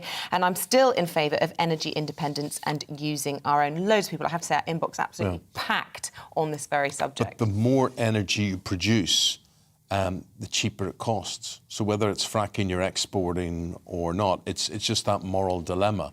Do you think now is the time that we should be taking the brakes off oil and gas production around the world? Well, the pandemic has been a disaster for Britain's economy. Many small firms really in trouble with it. But many business owners are now saying that the ongoing cost of living crisis is more damaging to them. Well, our North East of England reporter, Rachel Sweeney, has been looking into it. Recovering from a restrictive pandemic, it's not an easy time for small businesses. Russia's invasion of Ukraine has affected oil markets. The energy crisis is affecting utilities and customers can't afford to make up the shortfall. Ras Tandoori has been a popular takeaway in North Shields for 22 years. Owner Abdul Razak says businesses are struggling more now than they were at the height of COVID. We're just surviving, basically, with the prices increasing. We haven't put our prices up. The menu price is still the same. And we are still using all my products like chicken, breast. We buy them fresh from a local store. The price is going up every day, but we cannot change our menu prices. What do we do? Abdur is an award-winning chef, but he's worried his business will collapse. He says the government must recognise the looming catastrophe ahead. I think the VAT, they're charging 20%, but over the pandemic time, they reduced it to 5%. I think if they can do that for us, that would be ideal. 1,800 businesses in North Tyneside are part of a network called the North Tyneside Business Forum. Up to 100 of those businesses in the last month alone have come forward to express concern, to say they're worried they'll either have to downsize or reduce their hours. They've come through a really difficult time, and now they're worrying about the future as well as to, how they're going to be able to pay for things themselves. They're all family people, and most of them themselves. They've got their own families to support, their staff to support, as well as their customers that they want to continue to support as well. So it's quite a big thing that's coming up, and we are really concerned for them moving forwards. Gilly's Home Bake is an established business in Wallsend. It's known for its fresh food and traditional recipes. Owner Gilly Graham says supply and energy costs are astronomical. With the price of the gas, electric and everything, and the supply of the fresh veg, we seriously had to look at our prices. The margins of profit are smaller and smaller and smaller, but we can't put our prices up too high because people won't be able to afford it. Stuck between rising supply costs and demand for affordable products, businesses here say it's only a matter of time until doors have to close. Rachel Sweeney, GB News, North Tyneside. With that, we'll take a break. Please do stay with us. Latest sports stories with Paul Coyte coming up after your forecast. Looking ahead at today's weather, and the UK is looking showery for many with the risk of a little hail and thunder too. Let's take a look at the details. Plenty of showers in the southwest by the time we get to lunchtime, and some could be heavy. There will be sunny breaks though. In these, it should feel quite warm. A slightly cloudy picture around London, whilst other parts of the southeast should see some sunshine. A few showers are going to develop here. Cloud will build through the morning across Wales with inland areas most likely seeing showers kicking off, whilst it should stay drier towards the coasts. It will be largely cloudy around the Midlands as we head into the afternoon. Here the showery rain may be a little bit more persistent for a time, which could make it feel a little cool. It should stay drier around northeast England with fewer, if any, showers. Cloud will come and go, allowing for spring sunshine, though the breeze from the North Sea will make it feel cool. There will be showers across much of Scotland, these heaviest in the north and west where the hail and thunder is more likely. As further southeast, it is looking drier and brighter. Whilst there will also be showers across far western parts of Northern Ireland this lunchtime, elsewhere it should be mostly dry. These showers may become more widespread later though. Showers will continue for many as we go through this afternoon, with more persistent rain for parts of England. And that is how the weather is shaping up for the rest of the day.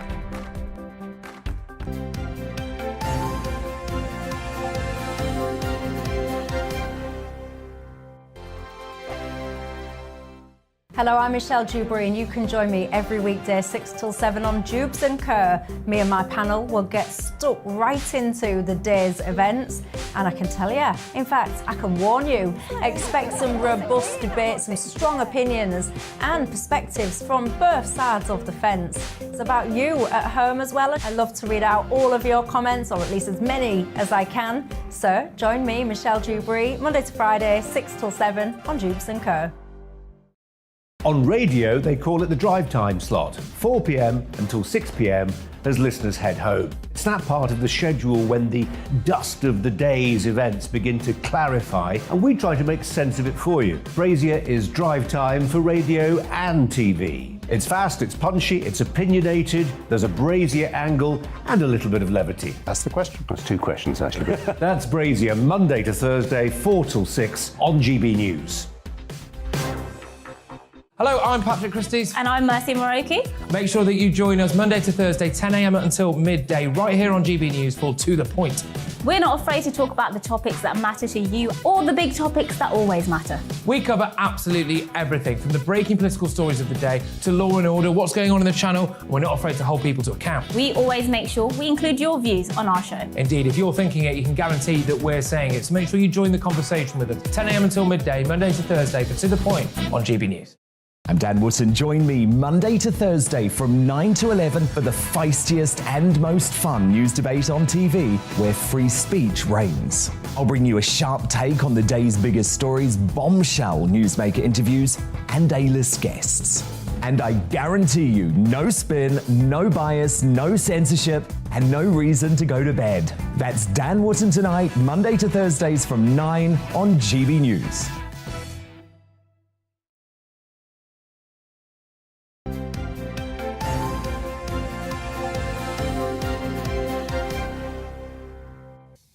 Just to look at some of the things still to come on breakfast this morning, Meghan and Harry have been making front page news at the Invictus Games. Yeah, could they make an appearance at the Queen's Jubilee? We'll be asking our royal correspondent for all the details. That's at around 7:45. And it's our big interview of the morning. The twice world heavyweight champion and Ukrainian patriot Vladimir Klitschko will be live. He'll be joining us from Kyiv just after 9 o'clock, where he is a fighting soldier. Yeah, and we want to hear from you, as always, throughout the show. Get in touch the usual ways, emailing gbviews@gbnews.uk, or you can tweet us at gbnews. Lots of people tweet about the sport every day. Not complaints, they're just wondering where Paul Coyte is and what he'll be wearing today and what glasses he'll have on. Good to see you, my friend. Did you guess correctly there? We got guessed correctly. Yeah. It's lovely to see you. Good to see you. Did you have a good Easter break? I did have a good Easter break, yeah. I went to Barcelona, looked around the new camp, thought the air conditioning in the flat, or the Airbnb was the air conditioning. It turned out it was the alarm. So I set the alarm off. As soon as you arrived. I know, so that was going off for about 6 hours. But apart from that, I was fine, the neighbours weren't so, but everything was fine. Obviously, things aren't fine with Cristiano Ronaldo. No, not at all. Massive match, the biggest match really in the calendar for both Man United and Liverpool takes place at Anfield tonight at 8 o'clock in the Premier League. I wouldn't imagine we're going to see him. I wouldn't think so. However famous, talented, revered and loved and whatever, and how rich you are, I mean, nothing transcends what he's having to go through at the moment with the loss of a child. Yeah, this was a stillborn birth to his wife, Georgina, and a very, very bad situation. I mean, of course, people deal with this in different ways. It could be that, he feels it's better for him to be on the pitch or not, but no announcement yet? There's no announcement yet. I mean, you did make a good point, is that we've heard from sportsmen of many different sports, especially football. Wow. When there is problems, and no matter how bad the problems, often that's the happy place, is when they actually go out and play, that's where they get away from all that. But, you can't, nobody could give any judgment on what's the right thing for him, what's the wrong thing. It's obviously down to Cristiano Ronaldo. You can't even begin to, especially those that have children, imagine what he's having to go through at the moment. Yeah, it's truly awful. And to have, a little baby girl survive is such a blessing. Thank goodness they've got her to take their minds off it all, but so incredibly tragic. As you say, Eamonn, they put out the statement, "It is with our deepest sadness that we have to announce our baby boy has passed away. It is the greatest pain any parents can feel." And they say only the birth of our baby girl gives us the strength to live this moment with some hope and happiness. Absolutely, and parents is one thing, but just people is another thing. It's unimaginable. Yeah. So obviously we send him our best, and whether he actually gets to play this season, whatever is right for him, nobody could argue with this. It's completely down to him. No official announcement from the club regarding the new manager, who the new manager will be, but the name of Ten Hag just doesn't go away. Yeah, it is Erik Ten Hag, it seems to be. From everything we hear, it's agreed that he's going to be coming. He's currently the Ajax manager. I'm still not completely convinced that he's the right man. I just wonder who is. There's so few managers around at the moment that you could actually think, yes, they are definitely going to have success. You've got Antonio Conte as one. Tuchel. You've got Tuchel. You've got Guardiola as another one. Yeah. But they are brilliant managers. Erik Ten Hag, yes, he's had success with Ajax in the Eredivisie in the Netherlands. Whether it means it's going to work at Manchester United, I don't know. He's being told, from what we hear, that he will be able to call who comes in, who goes out. He'll have the power. And also they're saying about Steve McLaren may come back as well. They work together in Holland. But the thing is, but more importantly, often clubs do this, is that if they bring in someone from the outside, they think it's a very good idea to bring someone in that has a knowledge of that football club as well. Yes. Whereas, of course, under Sir Alex, as a number two, was very successful. So whether it's going to work, I don't know, remains to be seen. Paul, another big story out this morning, I have to say it caught my eye. I read the whole thing early doors, and that is Bradley Wiggins, of course, the first Brit to win the Tour de France. Correct. But he's talked about being sexually groomed as a 13-year-old boy. What a life he's had. Horrible story. This is what he's revealed in an interview this morning, and he said he was sexually groomed by a coach when he was a teenager. Now, he is a very complex character. We know that about Sir Bradley. There he is. He was knighted. He's won everything there is to win in cycling. Of course, the Tour de France, Olympic medals as well. His dad was a cyclist. He walked out in the family when he was just 2 years old.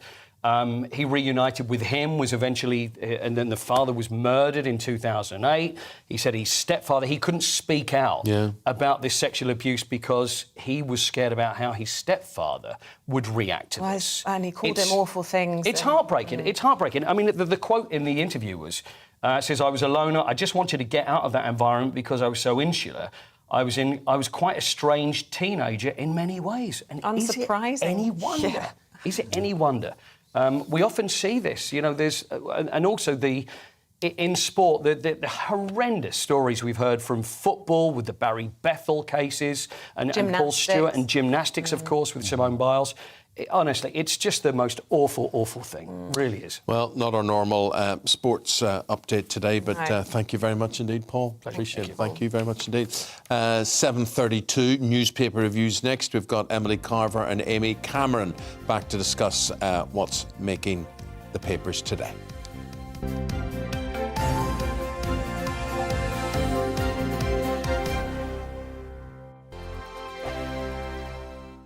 Hello, I'm Michelle Jubilee, and you can join me every weekday 6 till 7 on Jubes and Kerr. Me and my panel will get stuck right into the day's events, and I can tell you, in fact, I can warn you, expect some robust debates, some strong opinions and perspectives from both sides of the fence. It's about you at home as well. I love to read out all of your comments, or at least as many as I can. So join me, Michelle Jubilee, Monday to Friday, 6 till 7 on Jubes and Kerr. On radio, they call it the drive time slot, 4 p.m. until 6 p.m. as listeners head home. It's that part of the schedule when the dust of the day's events begin to clarify, and we try to make sense of it for you. Brazier is drive time for radio and TV. It's fast, it's punchy, it's opinionated, there's a Brazier angle and a little bit of levity. That's the question. That's two questions, actually. That's Brazier, Monday to Thursday, 4 till 6 on GB News. Hello, I'm Patrick Christie's. And I'm Mercy Moroki. Make sure that you join us Monday to Thursday, 10 a.m. until midday, right here on GB News for To The Point. We're not afraid to talk about the topics that matter to you or the big topics that always matter. We cover absolutely everything, from the breaking political stories of the day to law and order, what's going on in the channel. We're not afraid to hold people to account. We always make sure we include your views on our show. Indeed, if you're thinking it, you can guarantee that we're saying it. So make sure you join the conversation with us, 10 a.m. until midday, Monday to Thursday, for To The Point on GB News.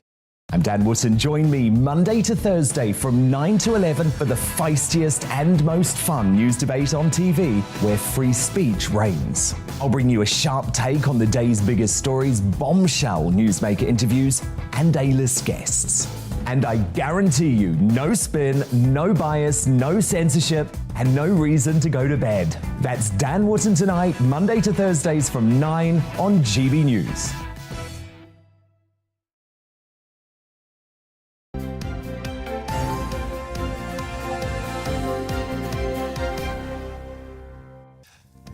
OK, let's bring you up to date with today's top stories. Here they are. The Prime Minister is expected to make an apology to MPs today. Boris Johnson will make a statement as politicians return to Westminster following Easter recess.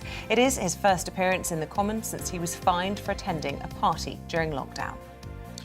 Britain will reportedly soon send armoured missile launchers to Ukraine after Russia began what's being called its full-scale offensive to take control of the east. According to the Sun newspaper, the Ministry of Defence is planning on flying the 13-ton vehicles to Ukraine within days. As we've been reporting this morning, Cristiano Ronaldo has announced that one of his newborn twins, a baby boy, has tragically died. The baby's twin sister, a little girl, has been born safely. The footballer and his partner have written on social media saying it is the greatest pain any parents can feel. Only the birth of our baby girl is giving us strength.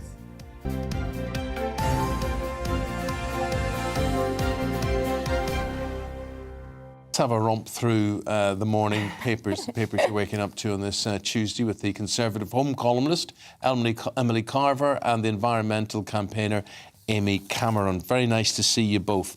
And Emily, it's the Daily Express we begin with. It's got a royal story, front page. Tell us more. Yes, there were lots of reports over the weekend over whether Prince Harry and Meghan will turn up to the Jubilee and whether they should. Some sources were saying that they'd be a distraction. But the Daily Express is saying that they may well be invited onto the balcony during the proceedings. So that would be a change in what's been... Well, you'd love to be a fly on the wall or pillar there, wouldn't you? I know, see exactly. What's going on. So they're talking about whether there will be a conflict between the Cambridges and the Sussexes. They're talking about whether Prince Andrew should be up there, really, considering the allegations against him. And then they're also talking about whether there'll be a risk of booing at the event as a result. A risk of what? Booing. jeering. I just from the don't crowds. see that happening. You know, that I really just don't see that happening, and that's irrespective of people's views on Meghan and Harry. Look, I do think if the Queen is on the balcony, Yes. it's her big party. But people no are one people, can overshadow her. and they No know one can overshadow they her. hear that Harry is going to write a book on which he's going to slag off his dad and his stepmom as well. So it all hasn't gone away, and also the sneaky nature with which they got into the country last week. They go and see the Queen. Whilst his brother's abroad on a His skiing brother's holiday. abroad. And the funny thing, Emily, I noticed, Harry, there was an interview at the Invictus Games, and he's so like his father. He doesn't want to be like his father. But he sits there and he says, I think what is happening here, it's extraordinary. It's extraordinary. He keeps using the word extraordinary, which is a favourite of Prince Charles, where he talks about things. I think what these people do is extraordinary.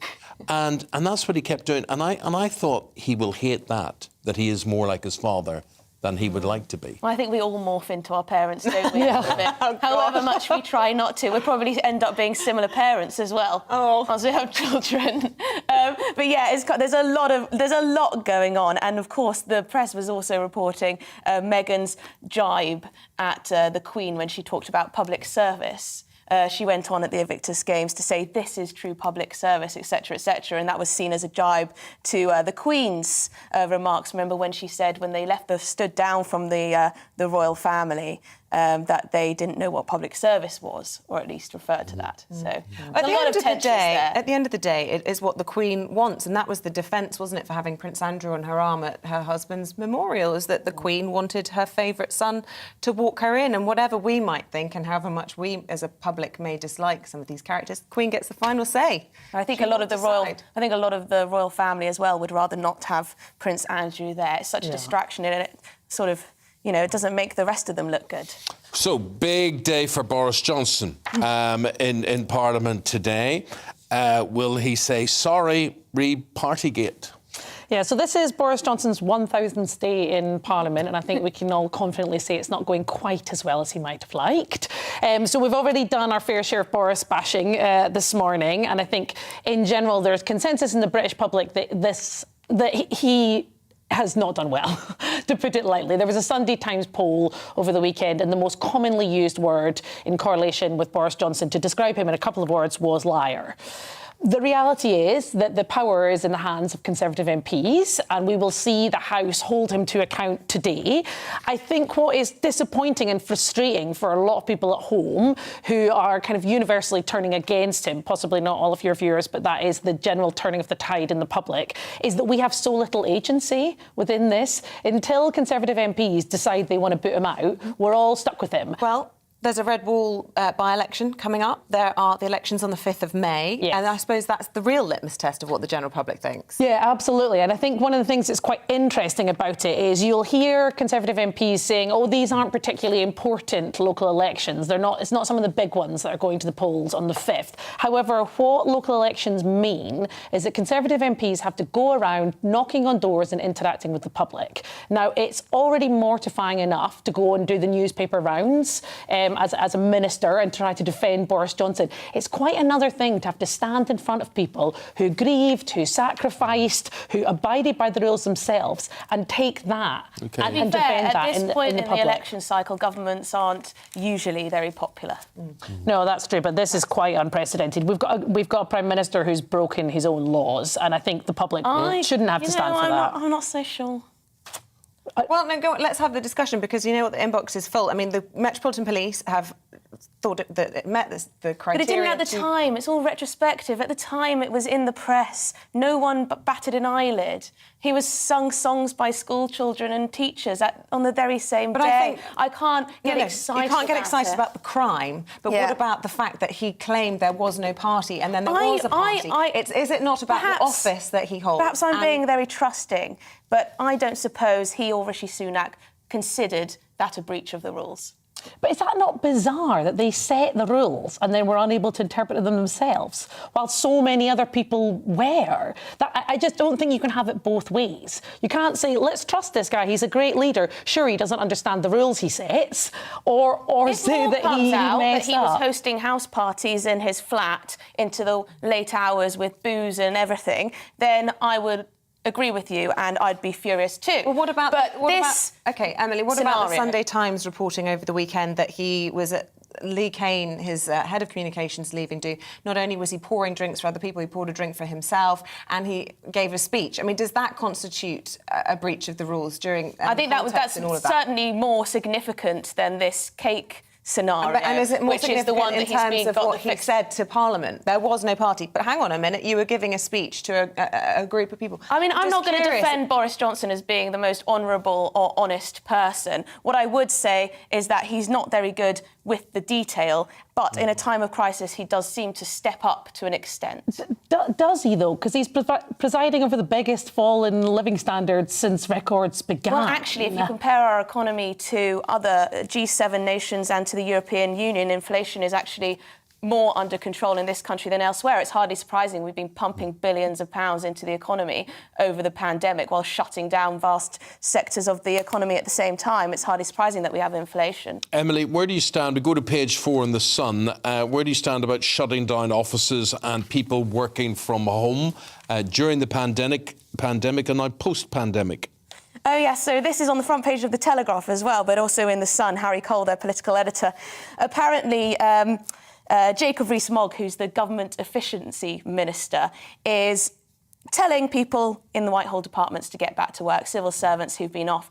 Is apparently the Department for Education is at the bottom of the table in terms of office return rates. Only 25% of its staff are back in the office. It does beg the question why we've got these massively expensive buildings in the heart of the city centre if the staff aren't even going back. And I do think there's been quite a lot of reports recently about government agencies in particular not being able to manage their workload and being out of the office. And I do think at some point, particularly for these jobs that are taxpayer funded, we do wonder why they're not in the office, and that collaboration, when that collaboration is needed, you would have thought in this area. Do we really wonder that? I mean, is that the distinction then, that because they're publicly funded, it matters? Because this isn't something we're seeing in the private sector. In the private sector, it's still very much a practice that's a legacy of the pandemic, that the technology's moved on. People don't have to... If there's somebody that, for a lawyer, for example, who has a lot of reading to do or a lot of data to do, that's understood and accepted in professional environments, you can do that from home. You don't need to be in the office. Yeah, I don't think that the government should mandate private companies to get people back to work,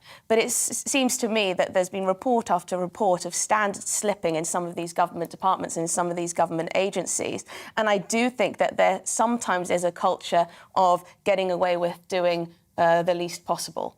So, I mean, I'm sure people would argue the reverse, but I do think there is a case of people slacking off. I think it's an interesting point you raise, though, Isabel, because we are always told that the private sector is more efficient than the public sector in many regards. That's certainly what government ministers would have you believe. So I don't totally understand why it's OK for private companies to be allowing people to work hybrid, to be working from home, but it's not OK for the public sector. I would agree with you to some extent, Emily, that I think that what matters is results. I don't really care where civil servants are working from as long as they are delivering. And I think that we haven't seen... At the moment. I would agree with that. I don't think they are, but I don't think there's any real evidence that that's correlated to the working from home thing. This just seems like a nice opportunity in terms for of passports and driving licences and all sorts of things like that, where people, they're not getting the service. Yeah, I think there is definitely an issue of people not getting the service. I haven't seen the evidence that that's because of people working from home necessarily. And Jacob Rees-Mogg, he loves an excuse to bash the civil service. Could I just say this? Could I just say this? Here we go. Who do you think you're fooling? Really? How many people out of 10 will say, I work even harder from home? OK. Well, if you do say that, I don't believe you. I don't believe you. End of. It just has to depend on the job. Look, we've never been able to work from home, and I could never work from home. The days my husband works from home 1 day a week, he says it's a nightmare because there's lots of noise and distraction, but he doesn't have that wasted time when he's commuting to work. He works longer hours. Yeah, but he's still getting noise and distraction. Yeah, but not nearly as much as in an office. Yeah. Maybe it's nice I think that it's people get to see their own offspring. I think the problem is it's disruptive to the other people who are going into the office because you can't have those quick conversations. I work as Everything's a freelance, and I've obviously been in other buildings and things, and you just know the ones who swing the lead, who live in seaside towns, who come in with tans after their 3 or 4 weeks off. So listen, in short, weep and moan and groan and plead all you want. I don't agree. But we do... Well, I don't believe you. The time just after 7:45. Let's bring you up to date with the news, then we'll return to the papers. Downing Street may have been a target of a cyber spyware attack. This is according to the University of Toronto. They've warned the UK government it's observed multiple suspected instances of the Pegasus spyware. It's a tool that infiltrates a phone and sweeps up its contents, including messages, contacts and locations. Charities are warning that new immigration laws will have a massively detrimental impact on exploited children. The government's being urged not to let an adult-focused agenda take priority over children's rights, with the Nationality and Borders Bill set to be debated in the Commons tomorrow. And Boots is to stop selling wet wipes that contain plastic fibres. That's to happen by the end of this year. And they're going to replace them with biodegradable alternatives. The pharmacy chain is, of course, one of the UK's biggest sellers of wet wipes. More than 140 different lines stocked in their stores. And last year, they sold more than 800 million.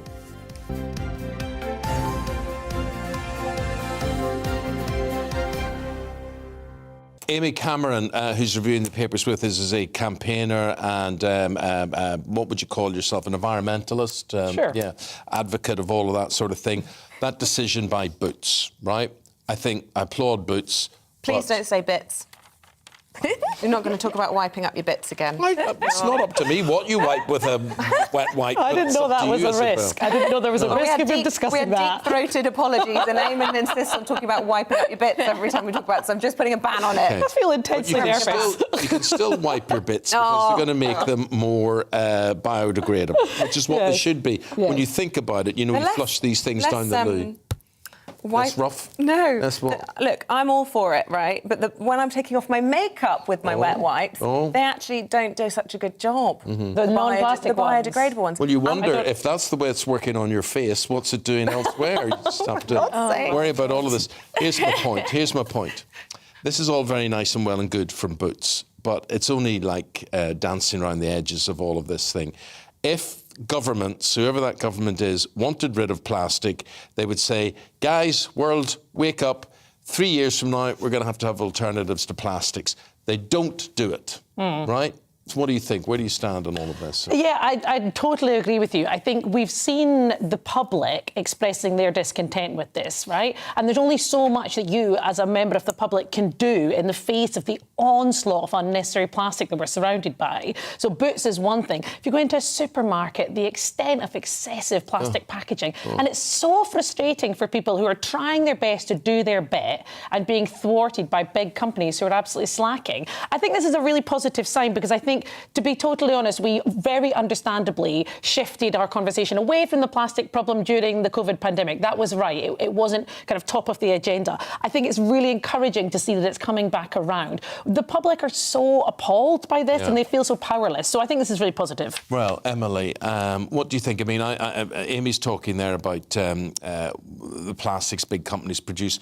I think if they all went down the Boots route of your strawberries in a carton were in something that melts after 5 weeks or whatever it is, that's fine. Surely there is another way we can extend all of this. Well, I think this wipe ban is probably a good idea if they've got an alternative product that works the same, if not equally. So, but I don't think we should demonise big plastic. I mean, plastic is pretty useful. It keeps our food fresh for longer. Oh, my God, go down to the seaside. Really? Are you seriously saying that? Let's... Plastic is a curse. No. Plastic that people littering is a massive curse for our oceans. And let's just look at the billions and billions of face masks that are now in our oceans that no one seems to be banging on about or have any interest in. Well, let's bang on about those as well, you're right. Face masks, there are billions in the ocean, apparently. Apparently it's one of the worst situations we've seen in terms of plastic pollution and our wildlife. But I do think plastic is useful.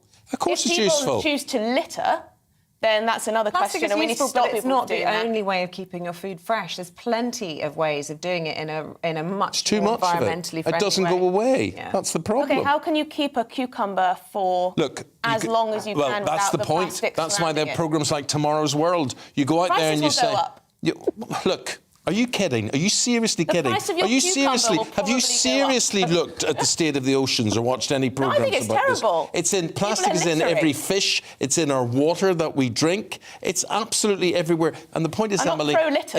it doesn't It's not have just to be. litter, it's in your rubbish. I went out to Mumbai and saw the beaches Yeah. there. They've got 72 beaches in Mumbai. About 3 of them were actually usable and swimmable because the rest were completely full. And every time the tide came, it was just vomit Vomit of toxicity. of There was no plastic. fish. All the fishing industry was killed. They had to travel further and further. I mean, that It's a wasn't good from thing litter. That was from British waste from all over the country. We then ship out there and that all ends up in the sea. It's a good thing we have scientists, who spend their lives coming up with alternatives to this. But I think we can't just suddenly one day click our fingers and say we're we not don't saying need that. We're plastic to keep saying our food we've fresh. got 3 years' notice. You've got 5 years' notice, but get it done. Emily, you're wrong on this. Thank you and goodbye. Right, Prince, thank you, guys. See us again in 40 minutes' time. Prince Harry and Meghan have been supporting the Invictus Games. That's happening in Holland, honouring wounded veterans. Yeah, Meghan is expected to fly back to the couple's family home in California to be reunited with her young children, Archie and Lilibet, although it is thought Prince Harry will stay on for the rest of the events. Well, let's speak to GB News royal reporter Cameron Walker, who joins us now. Very good morning to you. Look, has it been a success, do you think, this trip over the Invictus Games? Has it warmed a few people's hearts towards the couple? Well, I think the press coverage has certainly been very positive. I think a lot of people are saying that it's the old Prince Harry back before he steps back as a senior working member of the royal family. Prince Harry founded the Invictus Games to help rehabilitate injured servicemen and veterans. And in a BBC interview yesterday, he didn't talk about himself as he has done in previous interviews, which we all know about. He talked about the plight of the Ukrainian team, the Invictus Ukrainian team, who have obviously had to commit and leave their country behind and then go and compete in these games with the blessing of their president. So I think it's a good thing for the Duke and Duchess of Sussex to do something kind of worthwhile again. OK, what do you make of this suggestion that's on the front of which of the papers? I think it might be The Sun this morning, talking about the Queen's greatest wish to have the Harry and Meghan, it's the Express, isn't it, on her balcony for her Platinum Jubilee celebrations. Is that likely to happen? And how will that go down with the British public, do you think? Well, it's just speculation at this stage. I spoke to Buckingham Palace last night and they are not going to comment on this. They say it is just purely speculations, but the reports do suggest that Harry and Meghan have been invited to appear on the balcony of Buckingham Palace during Platinum Jubilee celebrations. That we know that Prince Harry and Meghan met the Queen on Thursday. It's being dubbed as kind of an olive branch meeting, kind of trying to make amends. But Harry said in an interview that the Queen, had plenty of messages of Team UK in the Invictus Games, but I think it's public versus family events. The appearance of the balcony at Buckingham Palace is very much a family event, or at least the Queen sees it as a family event. Similar to the service of Thanksgiving we are expecting at St Paul's Cathedral on that Platinum Jubilee weekend in June. But I don't think we will expect them to see Prince Harry and Meghan at things such as Trooping the Colour, because that is very much public and only attended by senior working members of the royal family. So, like I said, we don't have any confirmation on this, but I think it is a sign that the royal family and the Duke and Duchess of Sussex are starting to perhaps make amends.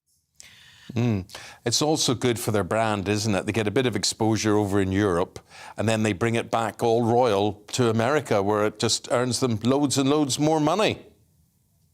Yes, we know they do have a multi-million-pound deal with Netflix, with streaming giant Netflix, and we've seen a big camera crew following them around at the Invictus Games in The Hague over the weekend. In fact, the Netflix camera is very close to the royal couple, as opposed to all the other news and broadcast cameras, which are slightly further back, perhaps.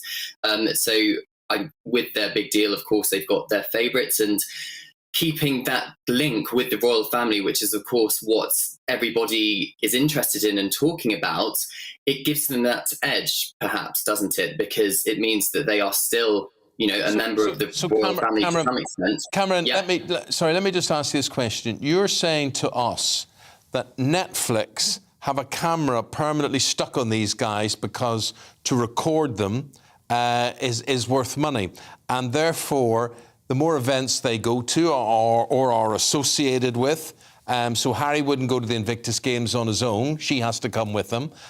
He'll get up on the balcony and that'll earn them a few million quid standing beside the Queen.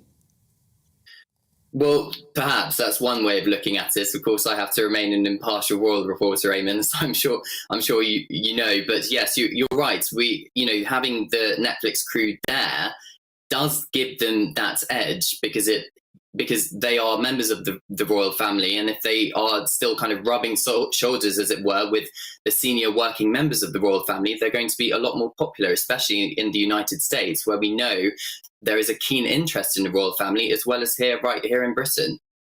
Cameron, thank you. If they can do it, we can do it as well.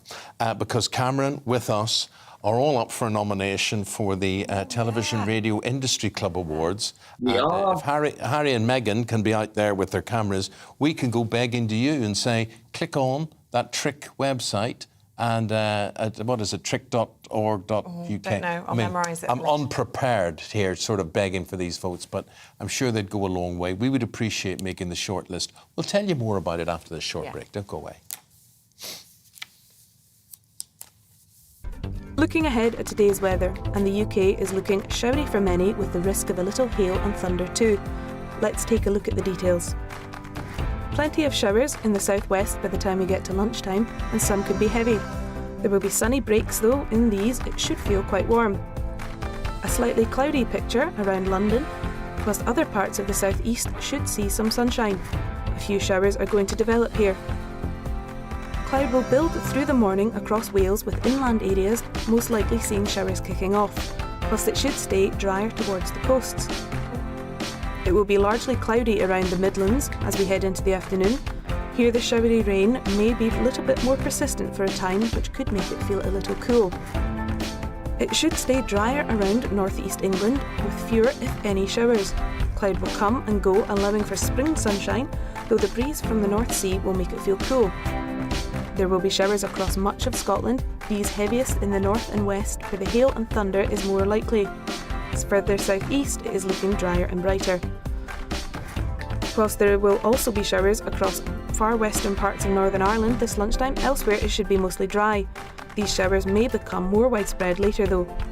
Showers will continue for many as we go through this afternoon, with more persistent rain for parts of England. And that is how the weather is shaping up for the rest of the day. Tonight on GB News, at 6 it's Dubes & Co. 7 o'clock, Farage. At 8, join Mark Stein. And at 9, Dan Wootton Tonight, followed by Headliners.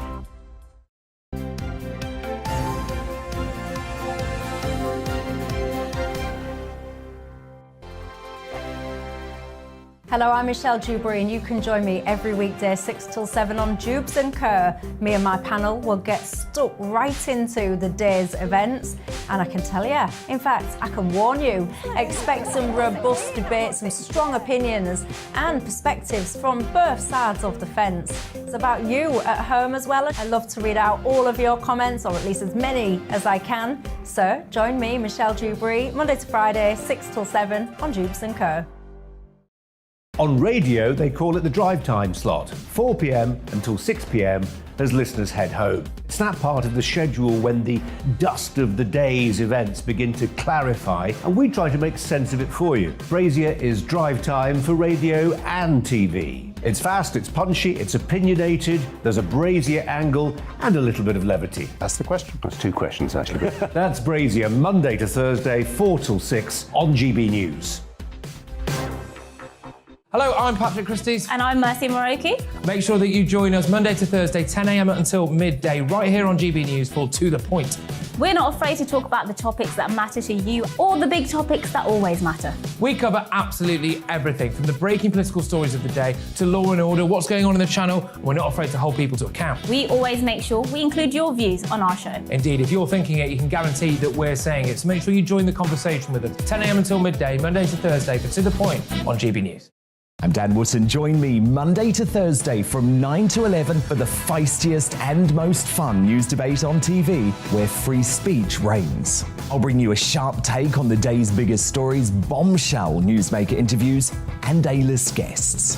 And I guarantee you, no spin, no bias, no censorship, and no reason to go to bed. That's Dan Wootton Tonight, Monday to Thursdays from 9 on GB News.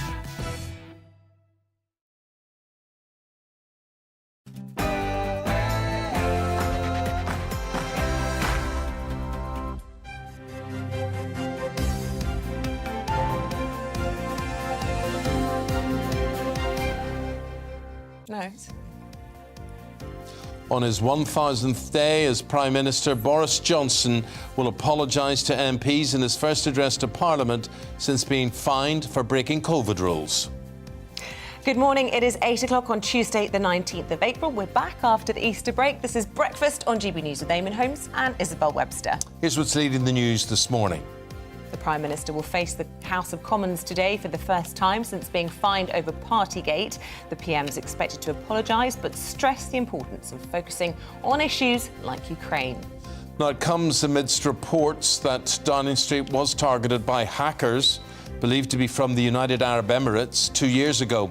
Security experts say Pegasus software was used, which allows 24-hour surveillance of mobile devices. In Ukraine, President Zelensky has announced that the long-expected second phase of the war has begun as Russian tanks and artillery engage in a large-scale assault on the Donbass. Well, later in the programme, we'll be speaking to Ukrainian former world heavyweight champion Vladimir Klitschko about defending his country against Putin. He has joined the Ukrainian army. If you've got something to say, you might want to get in touch. gbviews@gbnews.uk is the email, or you can tweet at GB News.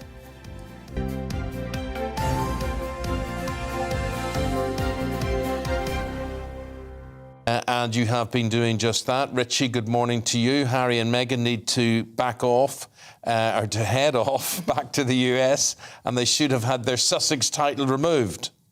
On working from home, Frank says, the civil service is a joke. I had to renew my passport. This is what you've been talking about. Got the forms, was told it would take 10 weeks. Why? It's a renewal, not a new application. Roger says, I have never, ever worked so hard in my life working from home. And my husband would agree. What, doing housework? What are you working on? Clearing out the Eamonn, garage? open your mind. No. Spring cleaning the bedroom, you know, just don't have to emptying waste the your time wardrobe. going and I don't believe it, shaving Isabel. and commuting. I don't believe it. There I think will some people will do it. I think some people will work hard. But come on, you're going to get up later. You're not going to shave. You're not going to dress. You're going to smell like a pig. Your wet wipes are not going to be used. I think if you're a waste of space working from home, you're probably a waste of space wherever you work. If you're swinging the lead, as you put it, then you're probably useless. People who are hard working Look at me. I come in here. I am a motivation to everybody in the office. I spring in. Everybody just are invigorated when I'm around. Your Tourette's, it just gets us all wound up and rearing to go. What about people who say, for instance, I'm talking about the socialisation of this. Say you don't have a partner, a friend, or, you know, whatever. You know, when you think about it, in all our lives, people who we've met at work, people who we've become friendly with, maybe too friendly sometimes. But, you know, it's a socialisation thing. And, well, so my sister-in-law, she lives alone. She's 28. She works from home. Should you be telling us this? Well, she lives abroad, so she's probably not watching us. Maybe she's... No, I just feel sorry for her. And, she, you know, she's quite happy. But I think that can't be good for her. I think of my 20s as, you know... Well, my job was very outdoorsy and going out and about reporting and things. Yeah, but you still mixed with people. But you mix with people. And I do worry about people in their 20s. But I do think it's different if you know, particularly for those who are a bit further on in their careers, perhaps have young families. It just means that those precious years you actually get to see your children one day a week for a couple of minutes. All of this, however noble some of this is, that you work, you know, at home, you work your fingers to the bone, you do more than the company pay you for, whatever, fine. But we all know of people who swing the lead. We always know of the I think they do that whether they're, you know, there's people who sit and scroll on holiday websites out. But it's resentful. It's even during the furlough and all that, you know, what the and all the ones, you know. That's true. So we all have stories. If you have anything to bitch about like that, anybody you want to stitch up, let us know. gbviews@gbnews.uk. You can tweet at GB News. OK, let's get back to the news. Yes, so our top story today, and you'll be aware the Prime Minister is going to be facing the House of Commons today. He'll be the first time he'll be addressing them since he was fined, the first serving Prime Minister to break the law.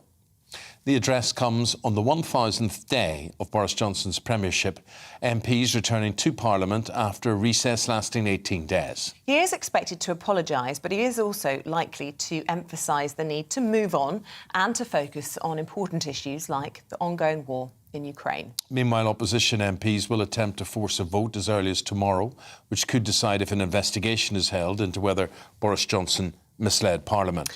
Well, all of this comes ahead of crucial local elections on May the 5th, the results of which could provide a measure of how much Partygate has actually damaged the Prime Minister's popularity. Well, earlier on the programme, we spoke to Chris Curtis. Chris is head of political polling at Opinium Research. Here's what he came up with.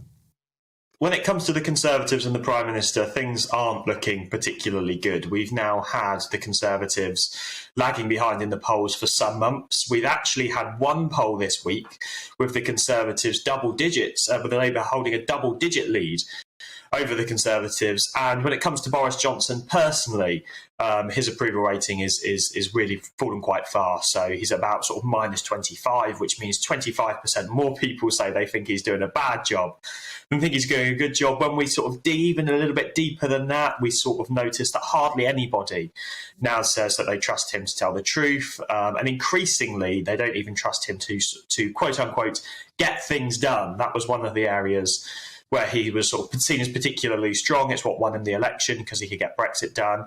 And he's losing the reputation as somebody who can do that, which I think is going to be really difficult for him going forwards. Going forwards today, he addresses the House. How he performs, Chris, how important will that be? I think it will be important, but potentially less important than it would have been a couple of months ago, because I think, you know, despite the bad polling and despite the fact that his numbers haven't gone up a little bit, haven't gone up among the general public, the chances of him being replaced as Prime Minister have actually gone down. And the reason for that is actually nothing to do with the Prime Minister's poll ratings, but probably to do with the poll ratings of the Chancellor of the Exchequer, Rishi Sunak. He was seen as the obvious successor. A year ago, he was the most popular politician in the country, but all of the scandals over the past few weeks surrounding him have meant that his popularity has declined. He's now, if anything, slightly less popular than the Prime Minister. So there isn't an obvious replacement for Boris Johnson anymore, and I think that means that Conservative MPs are going to be slightly more nervous about replacing him. Chris, when we look at these local elections, they're not about Ukraine, yet a lot of what the Prime Minister is about at the moment is Ukraine. Will he have to address that? I think that the reason the Prime Minister's speaking about Ukraine is, we ask not just do you think the Prime Minister's doing a good or a bad job overall, but do you think he's doing a good or a bad job in all of these different policy areas? And in almost every policy area, people say that they think he's doing a bad job. Ukraine is the exception to that rule. More people think that he's done well and badly when it comes to that. So he's trying to emphasise that. Now, I don't think that that is going to be enough to rebuild his reputation. And I don't think that's going to be enough to get enough people to vote for him in the local elections. It's obviously the best card he's got at the moment, but I think he's going to need to rebuild his reputation and the Conservative Party's reputation on some of those other issues if he wants to sort of stand a chance at holding on to the top job and winning the next general election whenever it comes.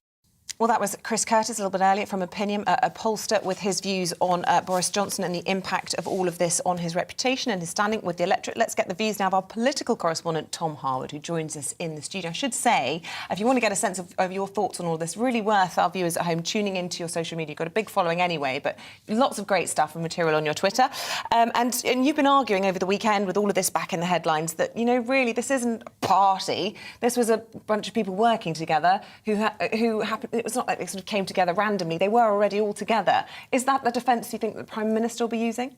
Well, the Prime Minister, I think, today in his statement, which we're expecting around 3:30 this afternoon, will probably try and spend as little time on Partygate as humanly possible. The argument of number 10 of the last week or so has been, look at all of these other issues in the world, look at everything else that is quite so important, look at what's going on in Ukraine, the big offensive that the Russians are starting today, look at the trade talks that are going to be taking place with India, look at the global economic situation, the cost of living. That's what number 10 want to do. And they want to spend as little time as possible talking about Partygate. However, when when it comes to Partygate and exactly whether or not the Prime Minister has misled Parliament about how this issue plays into everything else, really what it comes down to is different interpretations of what happened. Did the Prime Minister think what he attended was a party or not? And to some extent, there is a legitimate point of view that says that actually this event that took place in the Cabinet Room with people who were in Number 10 for work purposes, everyone who was in that building was legitimately in that building. No one's suggesting that someone visited that building illegitimately. What is being suggested is the actions of those people within that building became illegitimate. And the question is, did they believe it was illegitimate at the time? And if the Prime Minister wanted to, he could put out a rather compelling case saying that he did not knowingly mislead Parliament, and that's the key point in the Ministerial Code. Did he knowingly or not mislead Parliament because he thought that it was a genuine event that was within the rules? The problem, of course, for the Prime Minister is that if the broadsheets are to be believed, this is going to be the first of many fines, and many of the other gatherings, events, parties, whatever you want to call them, fixed penalty notices that he will be given, expected to be given, are possibly less dubious when it comes to the details. For example, we've heard in the Sunday Times about this Lee Kane leaving do, where the Prime Minister stood up, gave a speech, handed out drinks, had a drink himself. To all intents and purposes, that isn't walking into a room being ambushed by a cake, is it? It certainly isn't, no. What has happened so far is the one fine that the Prime Minister, and indeed, surprisingly, the Chancellor has received, seems to be the very lowest bar of any of this stuff. It's probably comparable to Nicola Sturgeon not wearing a mask over the weekend. It's that level of interpretation or misinterpretation. So, yes, there are going to be bigger questions to answer. However, I think that there is a distinction that may well be drawn between what happened in the first lockdown and what happened in the various tiering systems that then came about as we went through in the autumn of 2020. And, of course, Lee Kane, the former Director of Communications for Number 10, his leaving took place not during a full lockdown. So there are lots of different nuances when it comes to this. Really interesting when you get down into detail. However, most people watching don't listen to the detail. They hear the word party. They think that this was something that was really egregious, and Number 10 really don't want people to be discussing the particulars of it because they just hear, people listening at home will probably just hear party, party, party. Well, certainly, look, context is key. Really briefly, because I'm being told we need to wrap, but that's happening in the Commons this afternoon. Then we're expected at some point this week for MPs to decide whether or not there needs to be a parliamentary investigation into whether or not he misled Parliament. When's that happening? Well, certainly there's actually a lot of negotiation happening right now between the opposition parties and the Speaker of the House of Commons as to whether a motion of censure should take place, as to what parliamentary mechanism should take place to force a vote on this issue to try and see whether the Prime Minister will be voted upon in his conduct. Now, whether or not that will take place is an open question, but certainly puts MPs in a tricky position. Conservative MPs, do they want to be voting for this Prime Minister ahead of the local elections? Might that put their constituencies in peril? OK, Tom Harwood, thank you very much.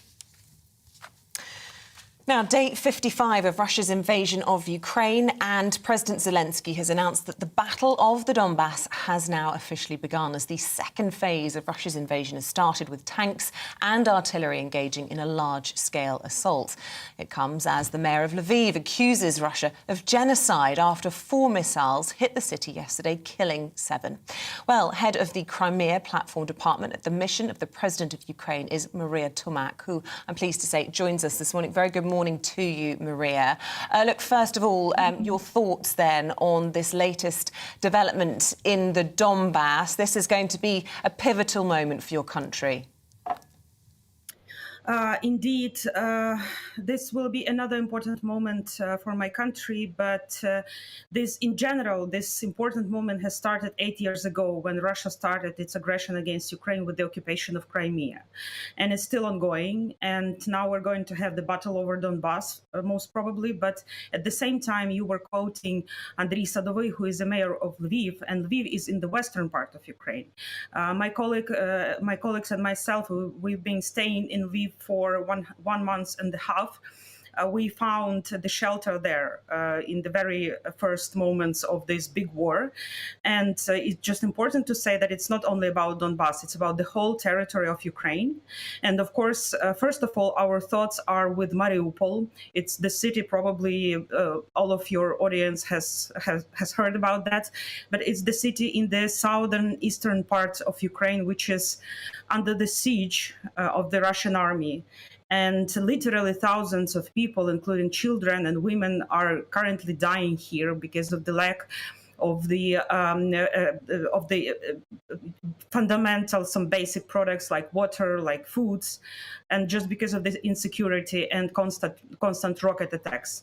Just only in the plant that you are currently showing to your audience, this plant is called Azovstal, is one of the biggest plants in Ukraine, like a huge industry. So there we have 1,000, at least 1,000 of civilian people in the basement who are hiding there, mostly children, elderly people, women. And yesterday we have seen some pictures that were published by one of the Ukrainian military commanders who showed us who stays there. But as far, maybe as you know, the Russian side, the Russian propaganda claims that there are some Nazis, so-called Nazis are there, and that they try to target them. And Zelensky saying there can be no peace talks if the offensives on Mariupol continue as have been reported. I just want to ask you before we move on about the situation with Lviv. We believe it's a retaliation for the sinking of the Moskva ship. This is, the first time this relatively safe city has been targeted in this way. The mayor of Lviv calling it a genocide. But what have the impacts been on the evacuation of civilians? Because there are now concerns that even Lviv is not safe. It was not the first attack on Lviv. There were 3 attacks starting from February 24 on Lviv.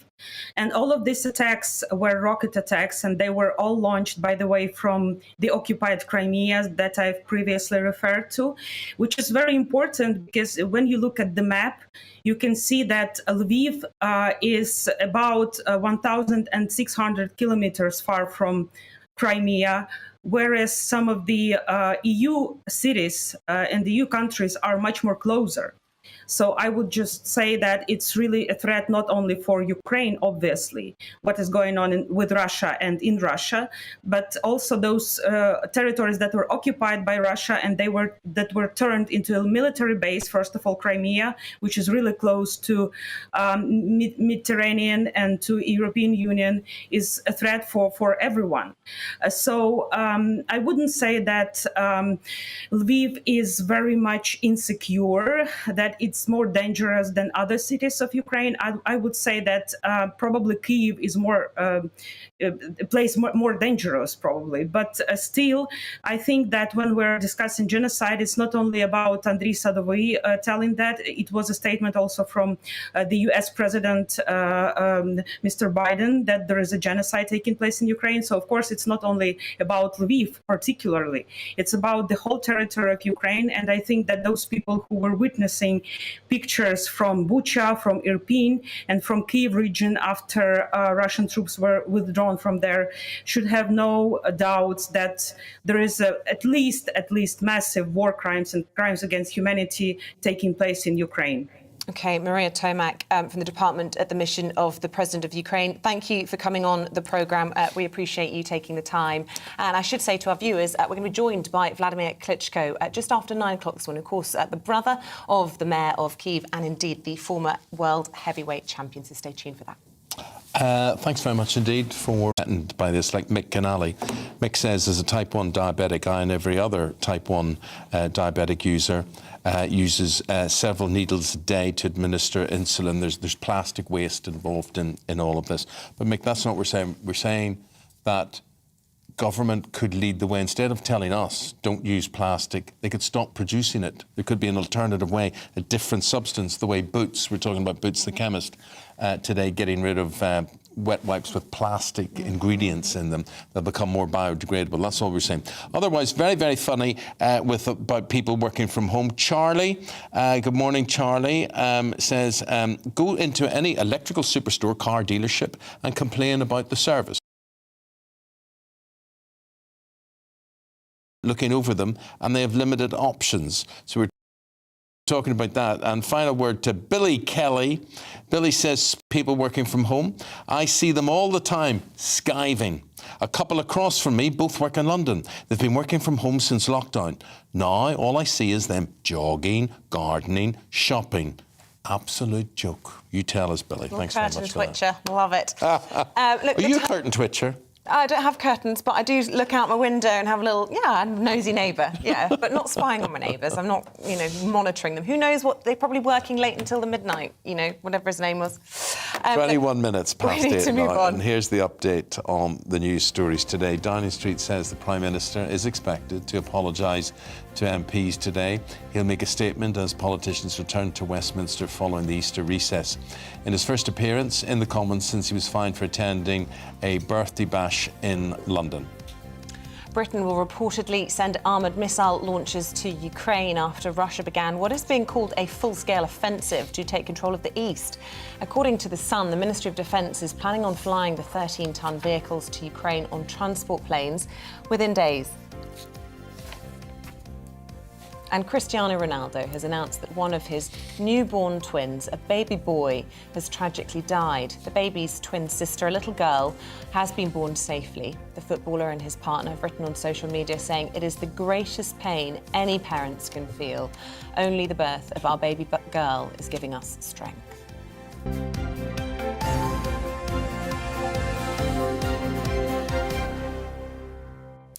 Well, bosses from all the big energy companies, they're going to meet today to discuss how to tackle this whole cost of living crisis. For more on this, economics commentator Laurie Laird joins us now in the studio. So, the CEOs from all the big energy companies, Eamonn, Scottish Power, EDF, Centrica, Bulb, they're all getting together, and a lot of people will identify this because obviously they get the bills through the letterbox. What can they do, Laurie? What do you think they want to do? There's not a lot they can do, Eamon.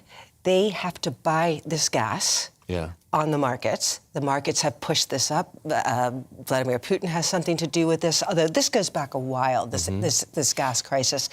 Vladimir Putin, he kind of is in charge of Gazprom, the very big Russian oil company. They have not been sending all that much down the pipes to Europe. That bids up the price for everybody. These companies have to buy it in the wholesale market. They resell it to us. So they're paying an elevated price. They pass that on to us. There is not a lot that these gas companies can do. Now, let's look at what's going to happen today. MPs are going to really try and push them, but the relief has to come from government. It can't come from these gas companies. They're not profiteering at the moment. So, what do you see as the answer? I mean, I'm listening to you and I'm thinking of people we've spoken to today, and they would say, economists would say, look, the simple answer is turn on the taps. Turn on the taps. The more gas and oil is produced, the price will come down. And you're saying to me, yeah, but it's not in, say, Russia's interest to do that. It may not be in Saudi Arabia's interest to do that. The producers who do it, which may well include Britain, of course, they're making more money out of the whole fact that this exists. So the system is bad. The system is bad, and most of the world, or most of Europe, has got used to this gas coming from Russia. You look at Germany, half of their gas comes from Russia. Here in the UK, we're not as dependent on Russian gas, but when less Russian gas is coming down the pipes, that means there's less of it. So what is available, the price of that gets bid up. Yeah. So when these energy companies sit around the table today, they're going to want to be seen as the champions of the consumer. They're the cavalry, coming to the rescue sort of thing.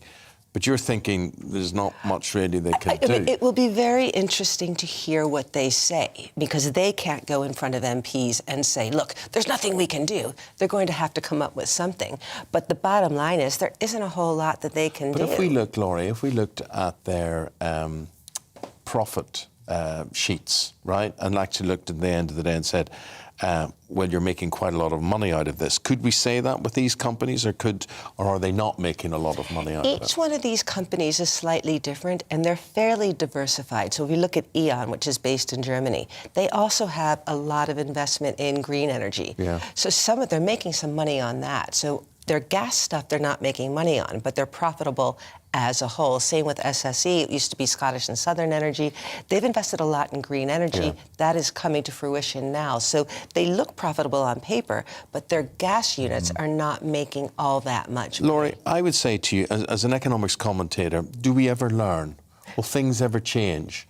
The fact that we can all, with retrospect, look back, I think it was pretty obvious at the time, giving Putin all this power. I mean, who gave it to him? Was it Germany? But honestly, it's utterly remarkable, isn't it, for this thing that we all need. We need gas to run businesses. We need it to heat our homes. The fact that so many countries were dependent on one source is utterly remarkable. Especially when you look at what that source was. Well, absolutely. Yeah. And so my point is, what do we learn? When all of this is over, will anything be different? Interesting question. Probably not. If this war were to end tomorrow, I suspect there's a lot of talk of investment in facilities to bring gas from other places. Yes. But those things don't come online tomorrow. You know, Germany has no way of replacing the source, the energy source. Absolutely. If it's not piped in, they can't get it any other way. To build a facility that brings in gas that's liquefied and then to regasify it, Germany has no facilities on that. It takes a couple of years to build one of those. If this war ends tomorrow, I suspect the talk of investment in these things will go away. So don't be expecting too much from this summit today. Don't be expecting too much. But it'll be interesting to see what they say, whether they try and soothe things a little bit. But any relief's going to have to come from government, not from these companies. Interesting, Laurie. Thank you very much indeed. Laurie Laird is an economics commentator. Always nice to see you. Thank you very much. Coming up, we're going to get an insight into life as a royal bodyguard. That's after this quick break.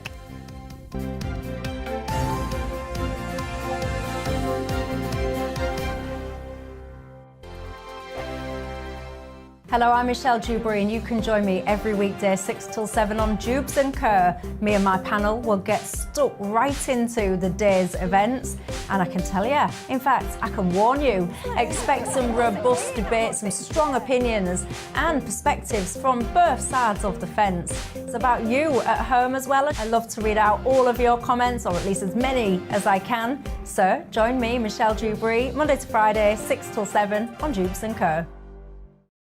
On radio, they call it the drive time slot, 4 p.m. until 6 p.m. as listeners head home. It's that part of the schedule when the dust of the day's events begin to clarify, and we try to make sense of it for you. Brazier is drive time for radio and TV. It's fast, it's punchy, it's opinionated, there's a Brazier angle and a little bit of levity. That's the question. That's two questions, actually. That's Brazier, Monday to Thursday, 4 till 6 on GB News.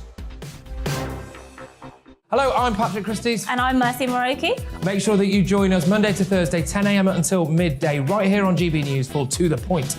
We're not afraid to talk about the topics that matter to you, or the big topics that always matter. We cover absolutely everything, from the breaking political stories of the day to law and order, what's going on in the channel. We're not afraid to hold people to account. We always make sure we include your views on our show. Indeed, if you're thinking it, you can guarantee that we're saying it. So make sure you join the conversation with us, 10 a.m. until midday, Monday to Thursday, for To The Point on GB News. I'm Dan Wootton. Join me Monday to Thursday from 9 to 11 for the feistiest and most fun news debate on TV, where free speech reigns. I'll bring you a sharp take on the day's biggest stories, bombshell newsmaker interviews, and A-list guests. And I guarantee you, no spin, no bias, no censorship, and no reason to go to bed. That's Dan Wootton tonight, Monday to Thursdays from 9 on GB News.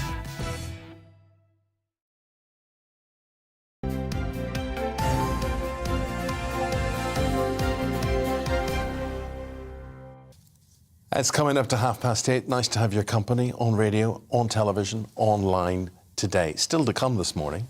She's the English soprano who is in charge of the Queen's anthem ahead of the Jubilee. We're going to be catching up with the opera superstar Leslie Garrett. That's just before 9 o'clock at 8:45. And big interview after that, after 9, the former world heavyweight champion, 2 times world heavyweight champion, and Ukrainian soldier now, Vladimir Klitschko, joins us live from Kyiv, telling us about fighting for his country.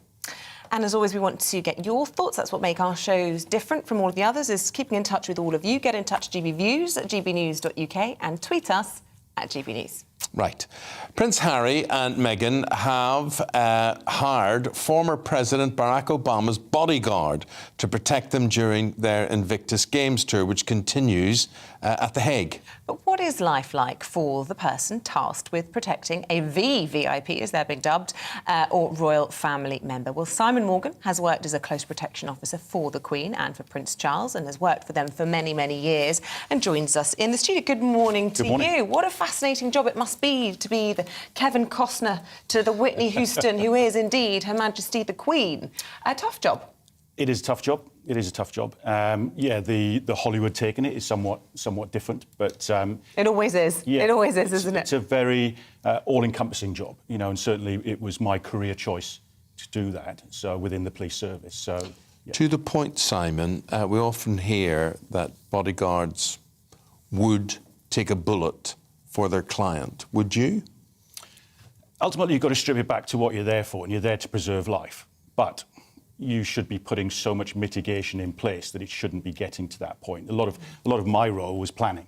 You're constantly planning, constantly revisiting things to make sure that that event, that visit, that movement goes as you expect it. You know, you're looking for the things that you expect to see and also the things that you don't expect to see. You build up that frame of reference. So whilst that is the end point, and maybe coming back to the Hollywood scenario, you shouldn't really be getting to that point. I know what you're talking about there in terms of preparation. I experienced this at close quarters. President Bill Clinton visited Belfast and his security detail, whoever they are, Secret Service or CIA or whatever, they went in advance. My goodness me, they wanted to know everything. They wanted to know everything about me, where I was. Actually, as it turned out, I had to leave early to catch a plane back to London, so I introduced him on stage. And I went across a lawn. Maybe I was running. Two guys came at me and they rugby tackled me, they American football tackled me, they took me to the ground and they were on top of me. Story. And they were right on their mics and everything. And only I was saved by the Assistant Chief Constable of the Royal Ulster Constabulary. But yes, those boys were on it. But again, that comes to their frame of reference. You know, they've, with regards to that event, they've understood what is going to take place, what is the procedure, what is the time. And who was supposed to be where at what time. So therefore, you've adjusted that. Correct, I did. Therefore, you know, they've stepped in to deal with a situation. Now, you know, there's various ways that you can deal with that, and, you know, treating you, you know, as a threat, and kind of dealing with you accordingly. It may just be a case of, can you just wait there? Can we have a quick chat? Because it's gone outside of the... No, they took me to the ground, believe me. Okay. Maybe that's the NFL. Lots been made about Harry and Meghan's complaint about the lack of security when they come back to the UK, and we know there's a litigation going on with the Home Office at the moment about that. They've hired Obama's former heavy. Do you think that's a good appointment? Do you think that that's the kind of person that will be well suited to a VVIP? I can see the logic. You know, if you look at the landscape that they're operating in America, then someone coming out of the Secret Service would fully understand that. They'd understand the jurisdictions that they have to work to and the legislation as well. What sort of fee would that cost them? I mean, it's very difficult to say, but you're talking somewhere in, you know, thousands of pounds a day. You know, a lot of it is built up on what you're doing. If you have a principal who just stays in one place and doesn't move, then that's relatively, I wouldn't use the term cheap, but it's, you know, not particularly expensive. Once you start moving, once you get into the situation of global travel, advanced reconnaissance missions and things like that, that's when it starts That's to the big money, expensive. But they're also global moving, right? That's what they do. And their argument is, of course, that they want their own people with them. Now, you have served with the Metropolitan Police as well. You've been part of a tactical support group. You must know the rules, the parameters, the boundaries, how far cooperation takes place. So they'll say they don't get the same protection when it's not their people. For instance, if they brought their people couldn't use firearms, for instance. Yes. I mean, that clearly is a kind of a big part, but then that weighs very much on the threat and risk. So, you know, what are you actually planning kind of for? And that comes from an intelligence side of things. But certainly whenever you go somewhere, you're always working in partnership with the other stakeholders. Certainly if you go overseas, because they'll have primacy. So, you know, you have to work, you have to negotiate, you have to compromise. You can't just turn up and say, this is the way I want it to be, because, you know, you may be on, you know, a very difficult legal footing as well. So you have to have partnerships, and certainly using somebody from the Secret Service, they would have that. They'd have their global contacts book. You know, certainly working with the president, they'd have gone overseas, you know, and they would have understand how that landscape works, and that's really important. And Simon, you know, obviously, aside from the serious stuff we're talking about, you know, protecting royals, you've been able to enjoy sort of close quarters access to the Queen, the future King. I mean, amazing memories for you. Are they happy memories to look back on? Oh, very much so. I was very fortunate. You know, I had the police career I wanted, and I worked with some great people, did some great things, and certainly, you know, going to royalty when I did, yes, you know, that you saw a different aspect of life. You saw some people that were extremely inspirational. You know, going to the Queen Elizabeth Hospital in Birmingham to see the returning soldiers with the Prince of Wales, you know, who had lost kind of limbs. You know, their life expectancy had now changed, but just to see the courage that they had to now, you know, live their lives going forward. You know, things like that are quite, you know, inspirational. Yeah. Yes, you know, it does change your focus kind of in life. You know, I've got 3 young children, so, you know, it just your mindset as to kind of, you know, what attributes people need to have. Well, I'm sure there's a lot of people very thankful that there are people like you around, Simon. Thank you very much indeed. Simon Morgan, former Royal Close Protection Officer, with his views on that whole situation. At the time, 36 minutes past 8. After the break, we'll be going through the papers with Emily Carver and Amy Cameron. We'll see you in a sec.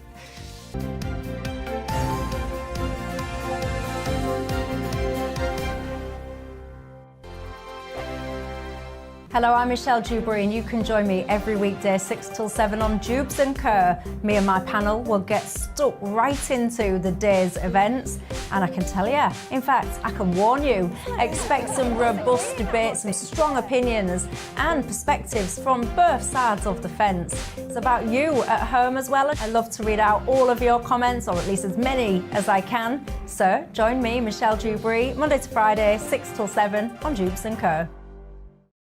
On radio, they call it the drive time slot, 4 p.m. until 6 p.m. as listeners head home. It's that part of the schedule when the dust of the day's events begin to clarify, and we try to make sense of it for you. Brazier is drive time for radio and TV. It's fast, it's punchy, it's opinionated, there's a Brazier angle and a little bit of levity. That's the question. That's 2 questions, actually. That's Brazier, Monday to Thursday, 4 till 6 on GB News.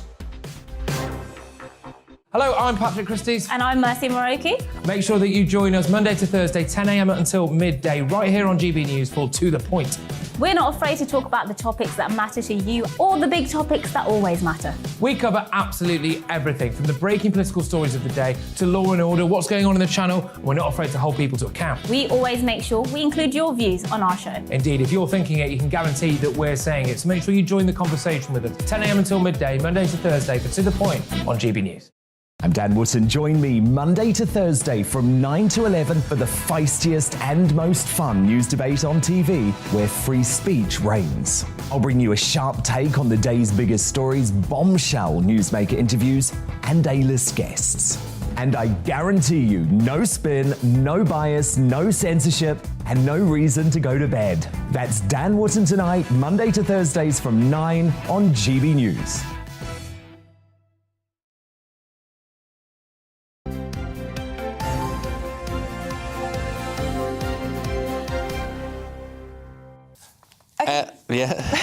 Shall we go through the papers? We've got the Conservative Home columnist, Emily Carver, and the environmental campaigner, Amy Cameron, back again for one more lively, no doubt, look through the papers. Emily, you've chosen to start this with the front page of the Mail.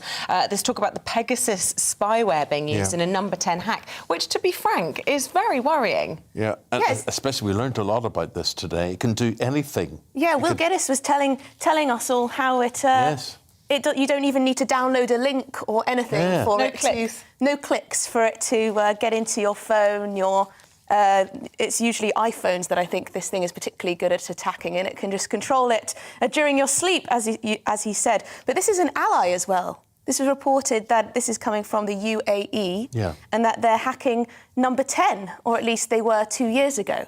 So this is a huge security breach, potentially, and apparently this Pegasus software has been used before to attack the Foreign Office I just wonder, in the world of diplomacy, when they all meet up at various conferences and whatever, do they pretend this hasn't happened? Hello, how are you? Thanks for hacking into all our private emails and whatever. I mean, when you do see, you know, Boris Johnson meeting leaders of despotic regimes on the public stage, you do find it hard to imagine him actually having a go behind the scenes.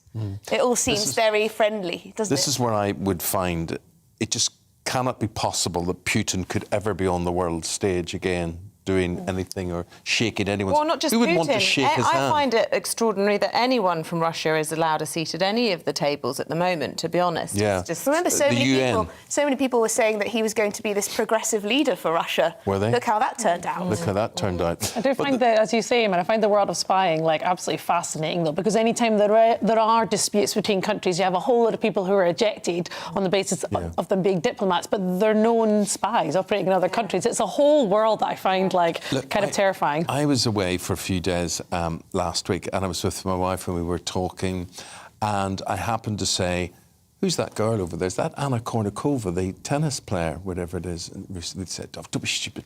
I said, well, she looks very like her, whatever. That was it. That was the amount of the conversation, right? So the next day, my phone is full of Anna Kournikova news updates and pictures and various things. Absolutely frightening. So the place that we were in, I said, it'd be nice to buy somewhere here, wouldn't it? Adverts for apartments and various things as well.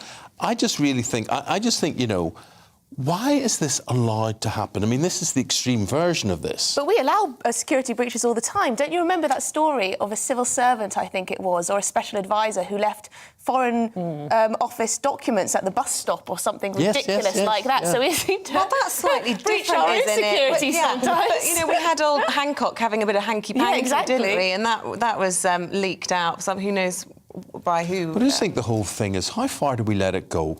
They listen, they tell us what to watch, they tell us when to watch it, they tell us what to buy. And I can't stand this business that everything I click onto, I've got to leave my email address or a contact phone number or whatever. And all day. And most of my, if I open up my phone now, most of my emails nowadays are from department stores or places I've ordered things from before. I quite like that, though. I get so many emails for Viagra, and I'm not sure why I would get them. Well, maybe in the family, you got a shared laptop or something. Somebody in your company has mentioned the word. I can't think. Anyway, I shouldn't have shared that. No, maybe not. We've got those listening. We've got an Alexa in a lot of our rooms at home, and my husband wanted to have it all joined up and have one in the bedroom, and I said, I'd draw the line. And Alexa, because I just don't trust it. And he's like, oh, you're such a conspiracy theorist. You live in another realm. I'm like, I just don't want them listening. Well, I think Pegasus is part of confirming that conspiracy theory. No, I sometimes think that's kind of what they hope, right? That we sort of go like, oh, it's probably fine, and our ambivalence lets them operate in a kind of very nefarious way. My Alexa once spoke in the night. I've never been so unsettled. It was super creepy. She just sort of said something from the kitchen, and we were all like, Amy, I want to talk about this Rwanda plan and how it's going down. And, you know, again, I spent the weekend, various people talking to you and saying, what do you think about this? What do you think? And, you know, you can see why it's happening. You can see why people support it. You can see how awful it is. Where do you stand on this? Yeah, I think that this story is rightly kind of carrying on into the papers today because it is shocking. And over the weekend, we saw Patel and the Home Office and the government more widely being criticised everywhere from peers to pulpits. We had Justin Welby calling out as kind of un-Christian. He is a peer, isn't he? He's in. Absolutely, and there was also, I think, there was another Archbishop who I'm not going to try and remember because I've totally forgotten. But we've rightly seen criticism, both kind of on the international stage, but also I think what's so embarrassing about this is we've just seen a phenomenal outpouring of generosity from the British public in response to the Ukrainian refugee crisis. A real demonstration of how when people understand the desperate straits that people are trying to escape from, they open their hearts, they open their homes. And I think this government is an embarrassment to that British generosity.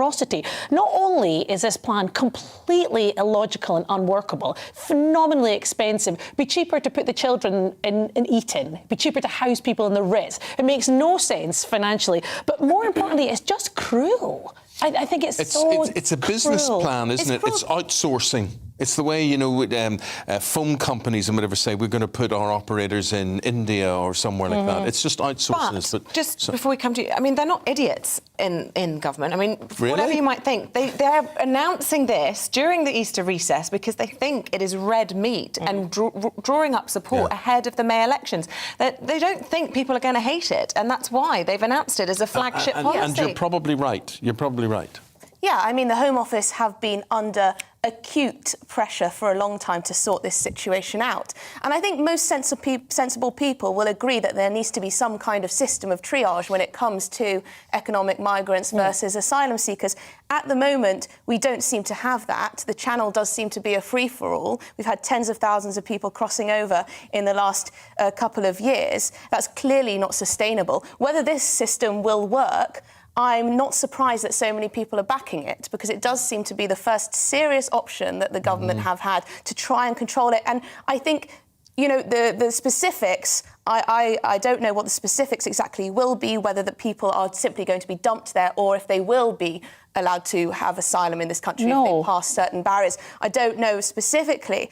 But I mean, I just think it seems to me sometimes that this debate just comes down to whether you're completely open borders and don't seem to think that there should be any discrimination at the border, or whether you want to, support this particular proposal. And I think people have to respect that something needs to be done about this situation. Okay. But that's what's so interesting, I think, is that here Patel is saying that no one has offered any other solutions. People have offered countless other solutions. Exactly to your triaging point, Emily, why are we not letting people claim asylum in our embassies so people don't have to make that terrifying journey? 2/3 of the people that cross the Channel are granted refugee status in the UK. That means they are genuinely, under the Home Office's eyes, fleeing legitimate persecution. But the Home Office can barely process the asylum claims we have now. If you were to just open more and more routes for asylum, you would potentially have millions of people trying to use that process. So they have to be, they have to pick and choose, unfortunately. This That's just the plan reality. fails on all fronts. Humanity, most of all, I think.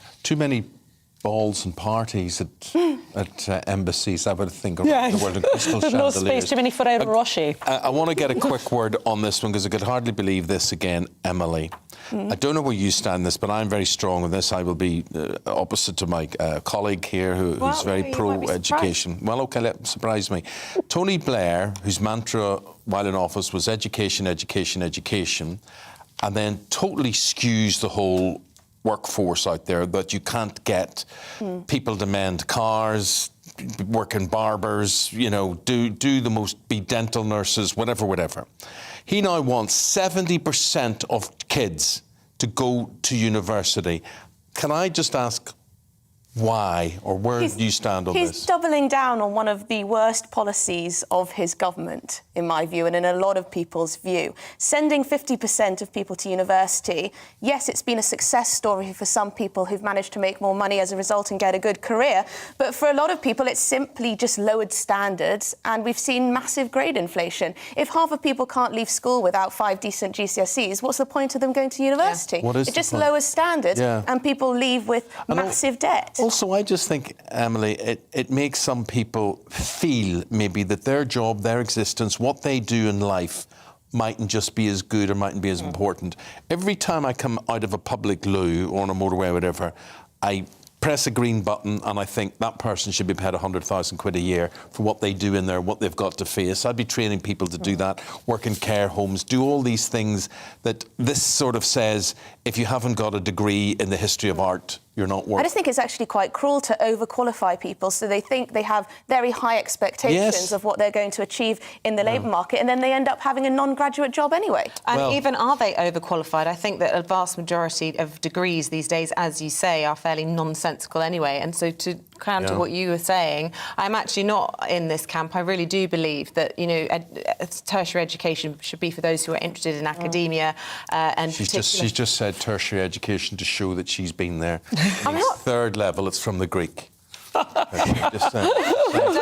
From someone who hasn't been to university. University of life. Anyway, I'm all for apprenticeships, is what I was trying to say. We're also for begging as well. Yes, we are. We're Because thank you, by the way, to Amy Cameron and to Emily Carver. It's been lively and we've enjoyed it. Look, before we move on, Eamonn and I just want to say we're really excited because we have been nominated for a Trick Award. Really pleased about this. There's no Television, Radio and Industry Club Award. Both of us are up individually for Best Presenter. Obviously, I don't stand a chance, but it's very nice to be in the group. And also the That was below the belt. That was below the belt. That's now people will vote for you rather than me. That's what that was a sneaky... But the programme, more importantly, has also been nominated, and for a million reasons, not least because we've got a great team who are working on minimal resources, but also the fact that I suppose we've upset the status quo a bit, giving our rivals a bit of a run for their money. The fact that we're even in this group is really exciting for us. So we would For a new love channel, it. I mean, we've only been here, what, 12 weeks or so? We've only been here 12 weeks. And look at how many of your lives we've ruined in that time. Now's your chance for revenge. Right. It'll only take you like a minute and a half of your time. You've got to enter your email, all your details. You've got to vote for a few other sections, but the important ones are the ones that I outlined before. And the shameless plug ends here with your email. Go for the email, not the email, the website address. Yeah, it's tric.org.uk. We would just love it if even just the programme, just in recognition of the station, just got that recognition would be absolutely wonderful, and all the people who work here. Right, just after 10 to 9 now, and a new Jubilee anthem in honour of the Queen's 70 years on the throne is being released on her 96th birthday. Now, let me tell you about it. It is a two-part composition. It comes out on Thursday and it features the soprano, Leslie Garrett, West End baritone star, Rodney Earl Clark, and the London Community Gospel Choir. And Leslie thought it all up in her shower of a morning. I bet you were in there this morning singing it. Leslie, lovely to see you again. How are you? Oh, it's grand to see you, Eamonn. Thank you for having me, as we say in Yorkshire.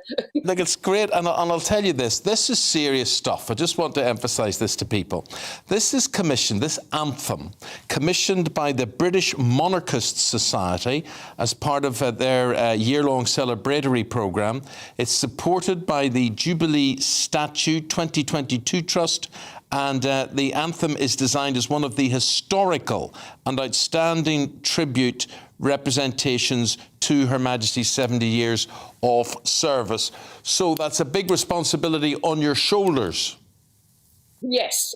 Now you've put it like that. I hadn't actually read that list for a while, but it is quite a big responsibility. But, you know, the thing that we discovered is that nobody else has written or thought of an anthem to celebrate this incredible event, this momentous occasion.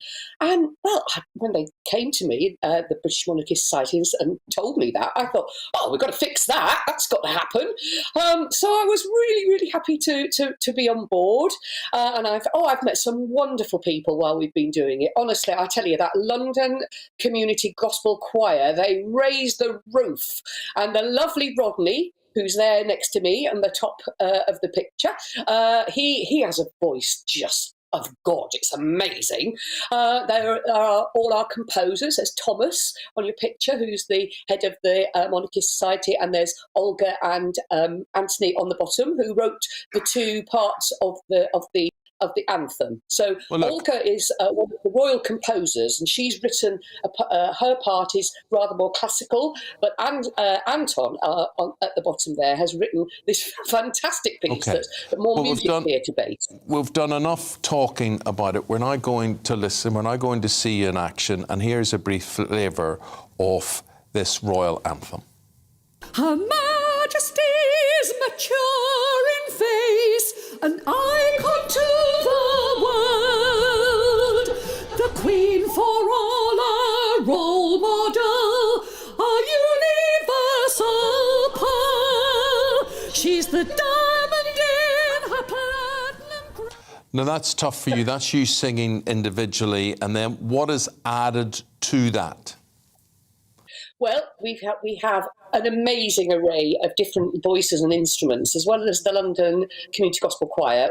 we've got singers from all over the Commonwealth. The piece actually represents the Commonwealth in that we've got a Maori singer from New Zealand, we've got a singer from South Africa singing in Swahili, we've got a beautiful Hindu singer, and also all the instruments from those countries are layered onto the finished anthem. So it's an incredible piece. That was very raw, what you just heard there. That was just one element of this amazing layered piece that represents the whole of the Commonwealth. The whole of the Commonwealth, the whole of the United Kingdom as well. And I again, just explain to people, it's a composition in two parts. Lyrics dedicated to Her Majesty. Part one is entitled The Four British Nations. And then the second part, part two, is We Thank You From Our Hearts, and it represents the countries of the Commonwealth there as well. And that sentiment, we thank you from our hearts, there is so much love flowing towards the Queen, especially, not only has she reached this amazing milestone, but she doesn't seem to be that well at the moment as well. There's just such admiration for her. I think that's absolutely true, Eamonn. I think whether you're a royalist or not, the whole world admires the dedication of this extraordinary woman to her country, to presenting the best of our country. I've had the great good fortune to sing for the Queen on several occasions. I once made a special detour to Seoul to sing for her at a trade mission she was heading up a few years ago. And I performed for her and I was presented afterwards. And the amount of trade that was generated through her presence, through her actually being there and hosting events and pulling people together. Prince Philip and the Queen worked from about 8 o'clock in the morning till about 10 o'clock at night. And it was extraordinary, the respect that the people there showed her. All around the world, she's the most respected person from the British Isles, from the United Kingdom. And I just think we have to celebrate that. We have to celebrate what she represents as a human being as well as the Queen. She's an extraordinary woman. Well, you're an extraordinary woman as well. When will we actually see the debut of this performance? What are you saving it up for? Well, the anthem is going to be released on Thursday. People just need to go to the website, the Platinum Jubilee Anthem website, and they'll be able to access it there from the Queen's birthday, which is Thursday, the 21st. And we're going to be doing a performance on Wednesday night at a special press launch, and you'll hear it then for the first time there. And we're actively seeking stages big enough to hold the numbers of people involved in this piece. But it's a wonderful, uplifting piece of music that I think at these difficult times, they both are, I should say, both the parts of the film. In these difficult times when we've all struggled, it's a celebration, I think, not just of the Queen's Jubilee, but of life itself. And goodness me, we need to do that. No better person to sing it. Leslie, a pleasure talking to you. Nice chatting to you again, and good luck with it all. We look forward to the finished performance. Thank you very much indeed. Thanks for having me. Thank you.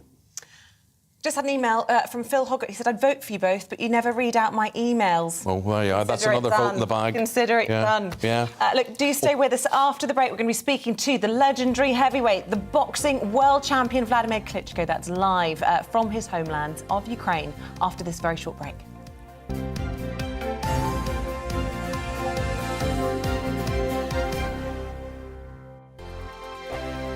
Hello, I'm Michelle Jubilee, and you can join me every weekday 6 till 7 on Jubes and Kerr. Me and my panel will get stuck right into the day's events, and I can tell you, in fact, I can warn you, expect some robust debates, some strong opinions and perspectives from both sides of the fence. It's about you at home as well. I love to read out all of your comments, or at least as many as I can. So join me, Michelle Jubilee, Monday to Friday, 6 till 7 on Jubes and Kerr.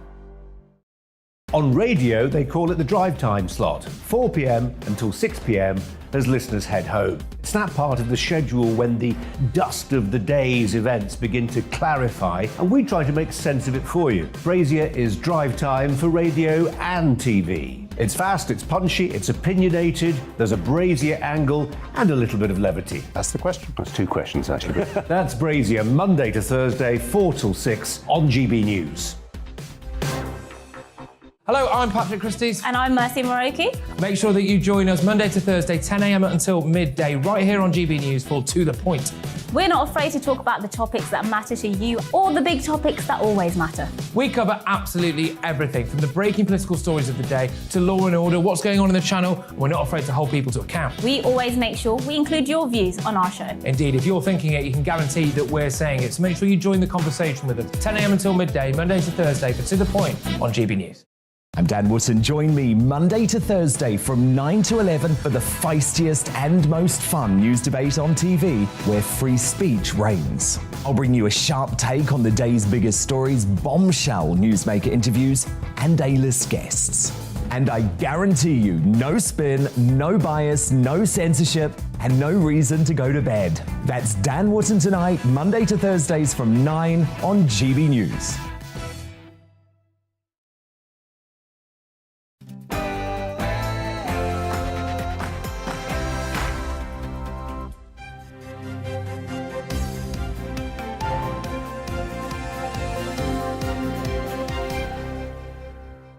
On his 1,000th day as Prime Minister, Boris Johnson will apologise to MPs in his first address to Parliament since being fined for breaking COVID rules.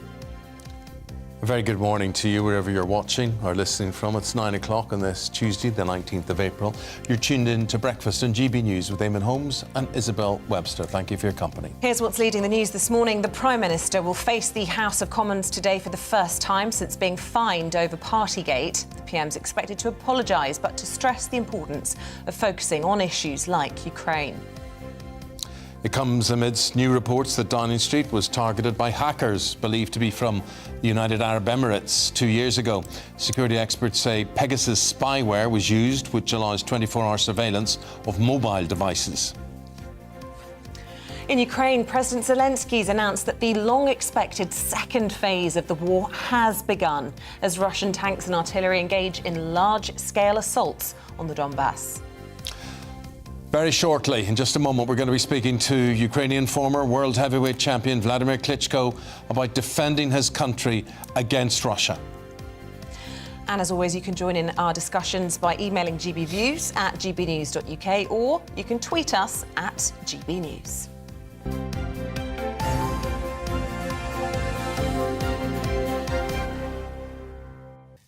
Now, it is now 55 days into Russia's invasion of Ukraine, and President Zelensky has announced that the Battle of the Donbass has now begun as the second phase of Russia's invasion starts, with tanks and artillery engaging in a large-scale assault. Now, it comes as the mayor of Lviv accuses Russia of genocide after 4 missiles hit the city yesterday, killing 7 people. Well, one man who's been fighting for his country is the former heavyweight world champion and one of the greatest boxers of all time. That is Vladimir Klitschko, of course, brother of the mayor of Kiev as well. A very warm welcome to the programme. Thank you for taking the time to talk to us this morning. Look, first of all, if you could, give us an update on this latest invasion, this incursion into the Donbass. It is morning. I cannot say it's a good morning because Ukraine has been invaded for the past 55 days. And the fights are still going on in the east and the south of the country. City of Mariupol has been fighting back as much as it could, but those disturbing images of destroyed buildings and thousands of killed civilians are just still out there and still repeating because the war is going on every day there and never stopped. Vladimir, speaking of this criminal war and invasion, and you can call it a genocide because this is fight against civil population. Yeah. And Vladimir, why did you feel, I mean, there you are, you're known around the world, you could have just been a figurehead, a spokesperson for what is going on in the defence of Ukraine. But you're an amazing man, and you've chosen to join the army and risk your life. Why? Let me tell you who is amazing. Women and men are Ukrainians that defending its country, fighting back, fighting against this senseless war and aggression and killing and murdering. It's something that I couldn't even imagine could happen, and so is every other person in the country. And one more time, I'm proud of our country women and men that stand in arms and fight back this Russian aggression. I personally couldn't be anywhere else but in Ukraine. Where else could I be? I'm Ukrainian, I love my country, and so does every single person that is here. And I also want to say thank you to the Great Britain for all the support that you guys providing for us. Vladimir, there is so much we want to talk to you about, but just during your conversation there, you talked about how proud you were to be Ukrainian. Yet, my friend, your father was part of the Russian army, the Russian Air Force. You lived in Russian army camps, as I understand it, as children, as you went round different postings. How do you reach out to people who you may have grown up with, people who you understand? Is this Putin's war or is this Russia's war? I will correct you if I understand you right. My father was never in the Russian army. He was in the Soviet army. As I was born, for instance, 1936 in Kazakhstan, which was part of Soviet Union. And there was Soviet army, and then later on in Ukrainian army. And it is important facts, and the education that our father gave to Vitaly, my older brother, and myself, this army discipline and focus, agility, coordination and endurance, that was important to have those principles that our father gave us for the school, for being an athlete, to stand against any challenge and face the challenge that is in the front of you. And it's actually continuing in a further life. And there is no other way, but as I said, with those principles, especially endurance, because 55 days, it's a long time, especially when you every day in your country is getting assaulted by the Russian forces as it is.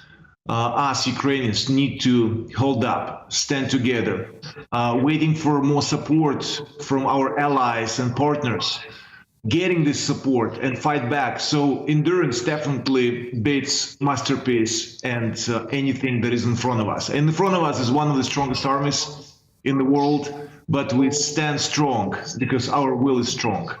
And look, the temptation must be, there must be pressure, surely, to consider giving up parts of eastern Ukraine in order to give peace. But you don't want to do that, and we understand why. But, you talk about the bravery of the women and of the men who have taken up arms. You have had a huge role, and you can't deny, in inspiring those people to do that. I mean, you've been a fantastic role model. How is morale, would you say, in the country, day 55, enduring this huge pressure, with the pressure particularly in the East? And is there a debate about whether or not parts of the East could perhaps be given up, or do you think that you'll be able to inspire and hold strong? I will probably speak not for the politicians. I'm not representing any political office, but I will speak for my country, women and men. And I have to say, the more of civilians are getting murdered by the Russian army, the more resistance of our people is going to be out there. You cannot imagine what the feelings are by people that have lost their houses, lost their family members, lost their children. And we're speaking over 600 children being killed and murdered. or injured. So the resistance is getting even more and stronger. And people of Ukraine is just as resistant as it could be, or could you imagine? Because it's all about your own blood. It's all about your home. It's all about your land. And it's all about this criminal war that Russia has started. Of course it is. Of course it's all those things. And day after day, we just see the horrors that have been committed, the war crimes that have been committed. But yet a solution has to be found. There has to be compromise somewhere. I don't know, after looking at those pictures, Vladimir, how you actually compromise, how there could possibly be reconciliation or peace in the hearts of the people of Ukraine.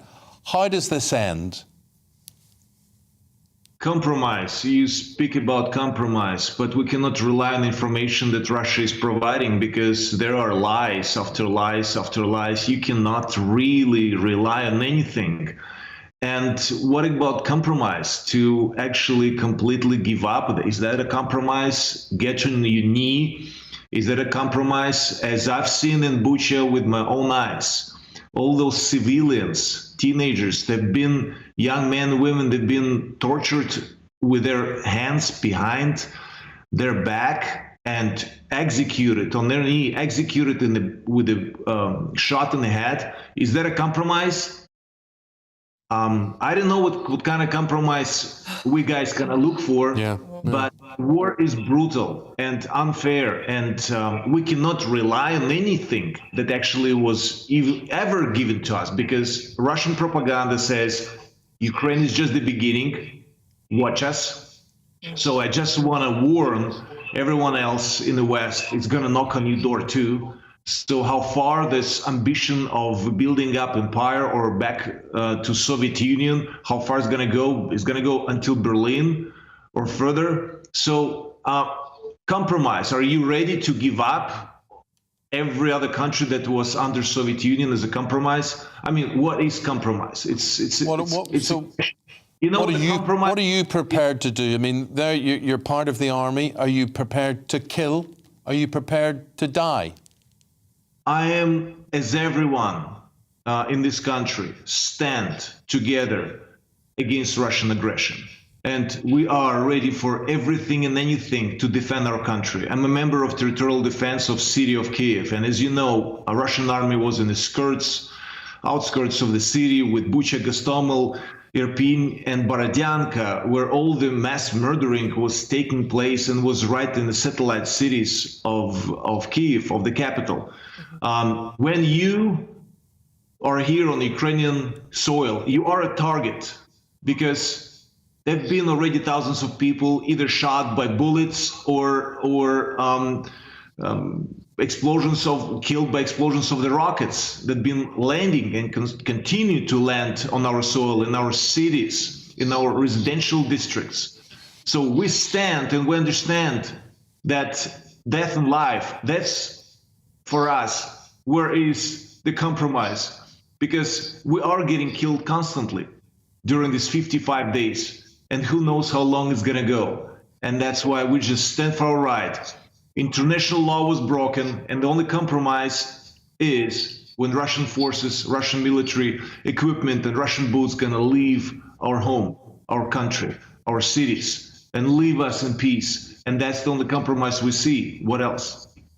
What motivates you, Vladimir, to keep going? I mean, as a former world heavyweight champion, you understand mental stress, you understand relentless fighting. But this obviously that pales into insignificance when you're talking about, as you've described, tortured, civilians being murdered. How do people keep going? How do you keep going in these sort of circumstances? Are you motivated by anger, that sense of injustice? You know, what's your inspiration to the people of Ukraine to try and encourage them to keep going, the exhausted citizens of Mariupol? There is no other choice. We need to stand together. We need to show our will that is stronger than any army or any weapon. Our will is really strong, the will of the Ukrainians. And there is no other choice. We don't have a choice. You can choose something when there is options, but there is no option. There's no option. It's about death and life. It's about defending and standing for your home, for your family, here and against this aggression. And you know what? We need to stop Russia in Ukraine.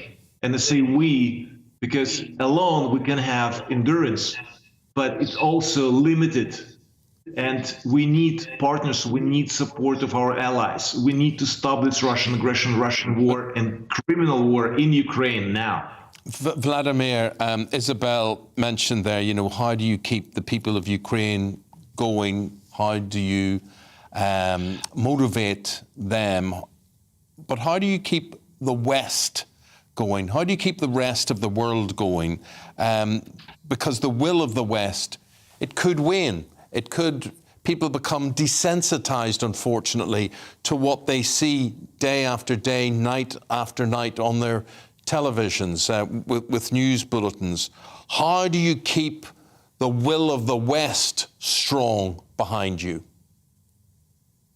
With all those disturbing images, and I want to say thank you to the international press that reporting all this mass murdering of the civilians, of the war crime, because behind every single execution of the Ukrainian population, every killing or killer in this case has a first name and last name, and justice will eventually come. All is going to be documented. It's already been done, and I know that officials from GOG, from International Court, are here and investigating all of this and documenting all of this. And eventually, the justice must come as a consequence. If this world is not going to learn, it seems like that Russia is making the same mistakes of the history.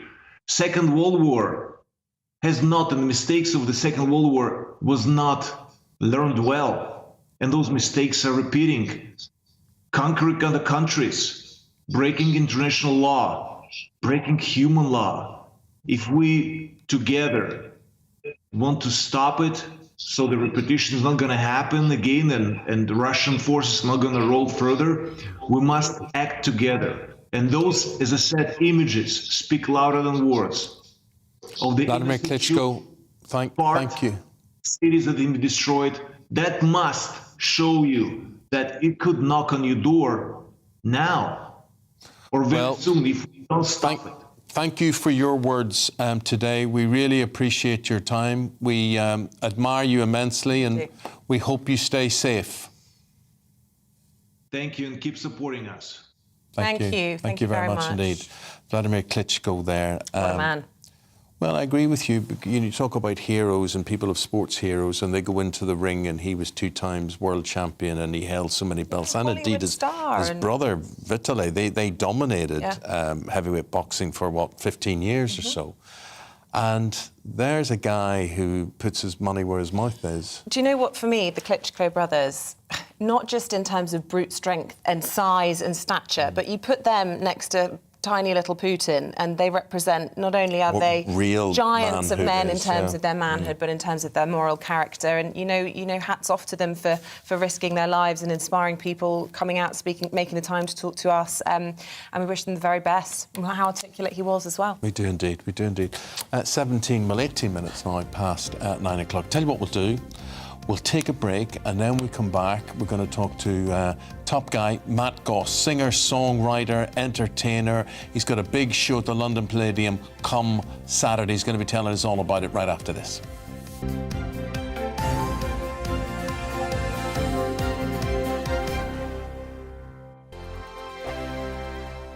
Hello, I'm Michelle Jubilee, and you can join me every weekday 6 till 7 on Jubes and Kerr. Me and my panel will get stuck right into the day's events, and I can tell you, in fact, I can warn you, expect some robust debate, some strong opinions and perspectives from both sides of the fence. It's about you at home as well. I love to read out all of your comments, or at least as many as I can. So join me, Michelle Jubilee, Monday to Friday, 6 till 7 on Jubes and Kerr.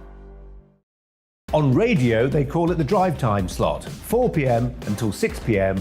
as listeners head home. It's that part of the schedule when the dust of the day's events begin to clarify, and we try to make sense of it for you. Brazier is drive time for radio and TV. It's fast, it's punchy, it's opinionated, there's a Brazier angle and a little bit of levity. That's the question. That's two questions, actually. That's Brazier, Monday to Thursday, 4 till 6 on GB News.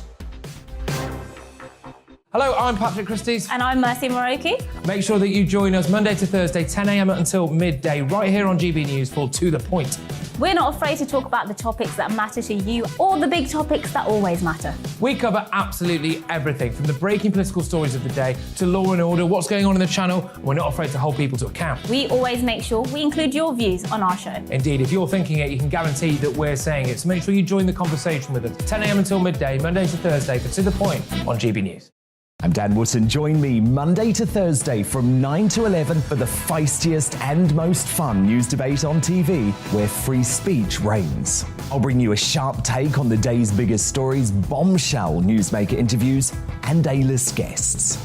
And I guarantee you, no spin, no bias, no censorship, and no reason to go to bed. That's Dan Wootton tonight, Monday to Thursdays from 9 on GB News.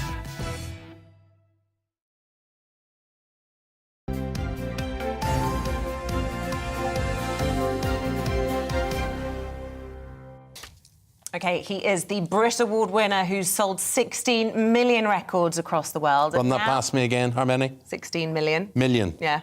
It's a lot. It's a lot. The singer-songwriter Matt Goss is now preparing to perform at a special one-off show at the iconic London Palladium Theatre this Saturday. And as you can see, joins us in the studio today. For all that. So why the big show on Saturday? This is ahead of your latest album, and this is your 5th album?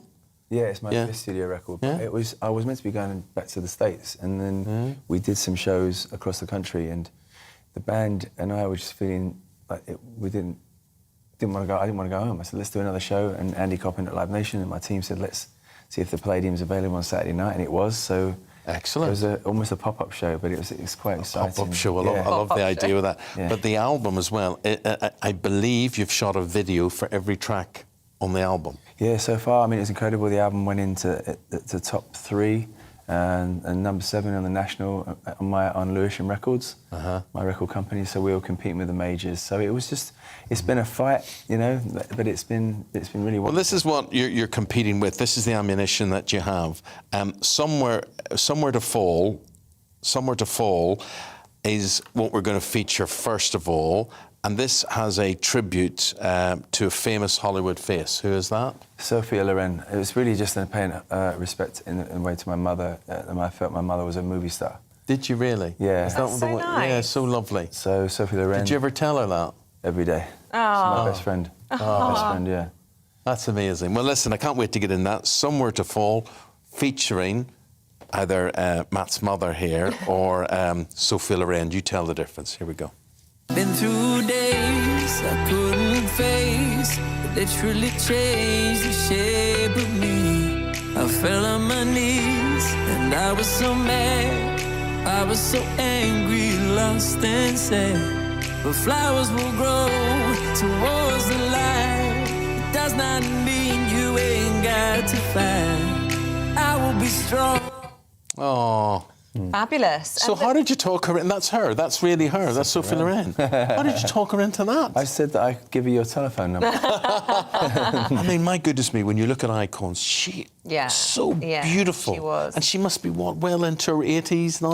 I think late 20s. Look, so, you know, that was a tribute, obviously, to your mum, but also talks about the loss of your sister. So it's about grief, it's about personal stories, your family, your loved ones. Yeah, it's really, somewhere to fall. Is that place is exactly that. Like, I call it rest your strength. You know, I think as men we are always like so rigid, and and I think for me it's just somewhere to fall. Is that finding that place where you could rest your strength and come back and deal with certain things. Certainly what we've all been through, certainly stuff going on in the news. I think this planet needs to actually have a time to take a breath and rest. It breaks my heart what's going on in the world. And I wanted to be very, very truthful on the record, but also be conscious of what's going on in the news and being aware of world events. Yeah, world events. Why they're happening, You talk about take a breath. Isabel, every time I am in the company of this man, I say the same thing. what are you wearing? What scent have you got? He's the most fragrant person. Well, he's very well dressed, I must say. Everything from the bling to the hat, which you probably can't see, is on the table beside us. Let's see if I could be as cool as you. I think you must. But now, Isabel, be truthful. You look like John Wayne. You got to tilt. So I look like Boy George, more like that. I would have thought with this. We're going to go to the second song. This is Better With You. And tell us a bit about that. This is just Better With You. What makes your life feel better? So whether it's your partner, a park bench for me in St James, it's something I want to lift people's spirits. Whatever it happens to be. Yeah. Let's have a listen. We're in a car, on a plane, on a train, going somewhere where we don't care. 'Cause we're together, yeah. We're at the movies eating cheap treats, people watching trailers, we're kissing on the back seats. Together, you're my everything, my everything. That's the original Bros jacket. It is. That's amazing. Bit of history there. Still do up the zip. That is the achievement. That really is this. So we're getting the Goss from Matt Goss here, and Saturday. Tickets still available? Yeah, they're still available. As I said, it's a pop-up show. If you want to just have a good time, I'm going to be playing all the hits from back in the day and the new hit album, so it's just going to be a really good time. A lot of people are going to ask us after the documentary, what about you and Luke? Any chance of getting back together again? Will there be another documentary? I think the next, if there is a documentary, it'll be about the making of the new record, probably in the middle of next year. So we want to make a new album. Luke wants it to document that and go out and tour that new record rather than just playing the older hits. Interesting stuff. A lot of people will be very happy with that. So yeah, you're close so. and we are. Good. Sometimes business bleeds into our relationship, but we're still like that, you know. Rock family's family, right? Yeah, okay. Absolutely. That's Matt, nice to hear. always a pleasure. Always a pleasure. Thanks for coming in. So really appreciated that. Lovely to meet you. Thank you. That's it. We'll be back tomorrow to do it all again. See you then. See you. Bye. Looking ahead at today's weather, and the UK is looking showery for many with the risk of a little hail and thunder too. Let's take a look at the details. Plenty of showers in the southwest by the time we get to lunchtime, and some could be heavy. There will be sunny breaks though. In these, it should feel quite warm. A slightly cloudy picture around London, whilst other parts of the southeast should see some sunshine. A few showers are going to develop here. Cloud will build through the morning across Wales, with inland areas most likely seeing showers kicking off, whilst it should stay drier towards the coasts. It will be largely cloudy around the Midlands as we head into the afternoon. Here the showery rain may be a little bit more persistent for a time, which could make it feel a little cool. It should stay drier around northeast England, with fewer, if any, showers. Cloud will come and go, allowing for spring sunshine, though the breeze from the North Sea will make it feel cool. There will be showers across much of Scotland, these heaviest in the north and west, where the hail and thunder is more likely. As further southeast, it is looking drier and brighter. Whilst there will also be showers across far western parts of Northern Ireland this lunchtime, elsewhere it should be mostly dry. These showers may become more widespread later though. Showers will continue for many as we go through this afternoon, with more persistent rain for parts of England. And that is how the weather is shaping up for the rest of the day. Tonight on GBNews, at 6 it's Dubes & Co. 7 o'clock, Farage. At 8, join Mark Stein. And at 9, Dan Wootton Tonight, followed by Headliners.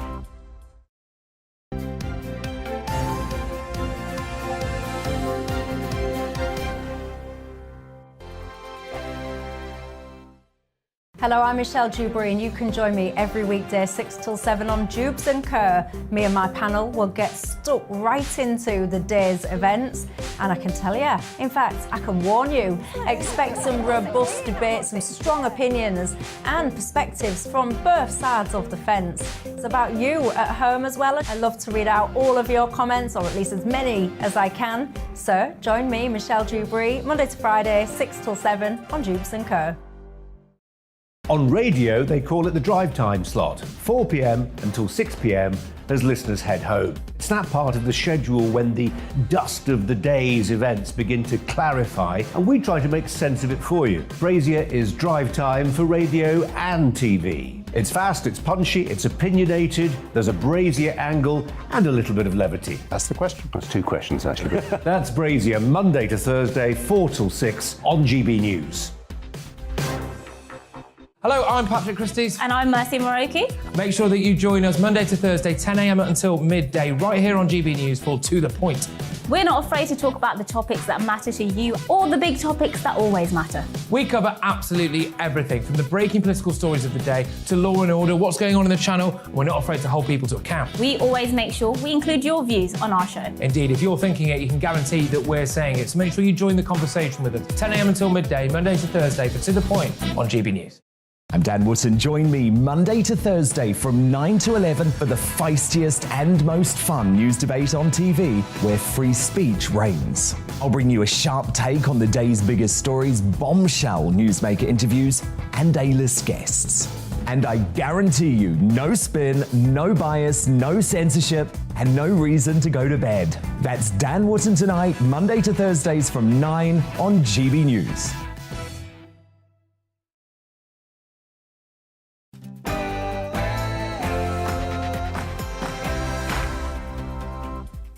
A very good morning to you. It's 9:30 and this is The Briefing with me, Tom Harwood, on your TV and your radio. The Prime Minister is to address the Commons this afternoon, the first time since being issued with that COVID fine. We'll explore that, the local elections and new migration statistics. All that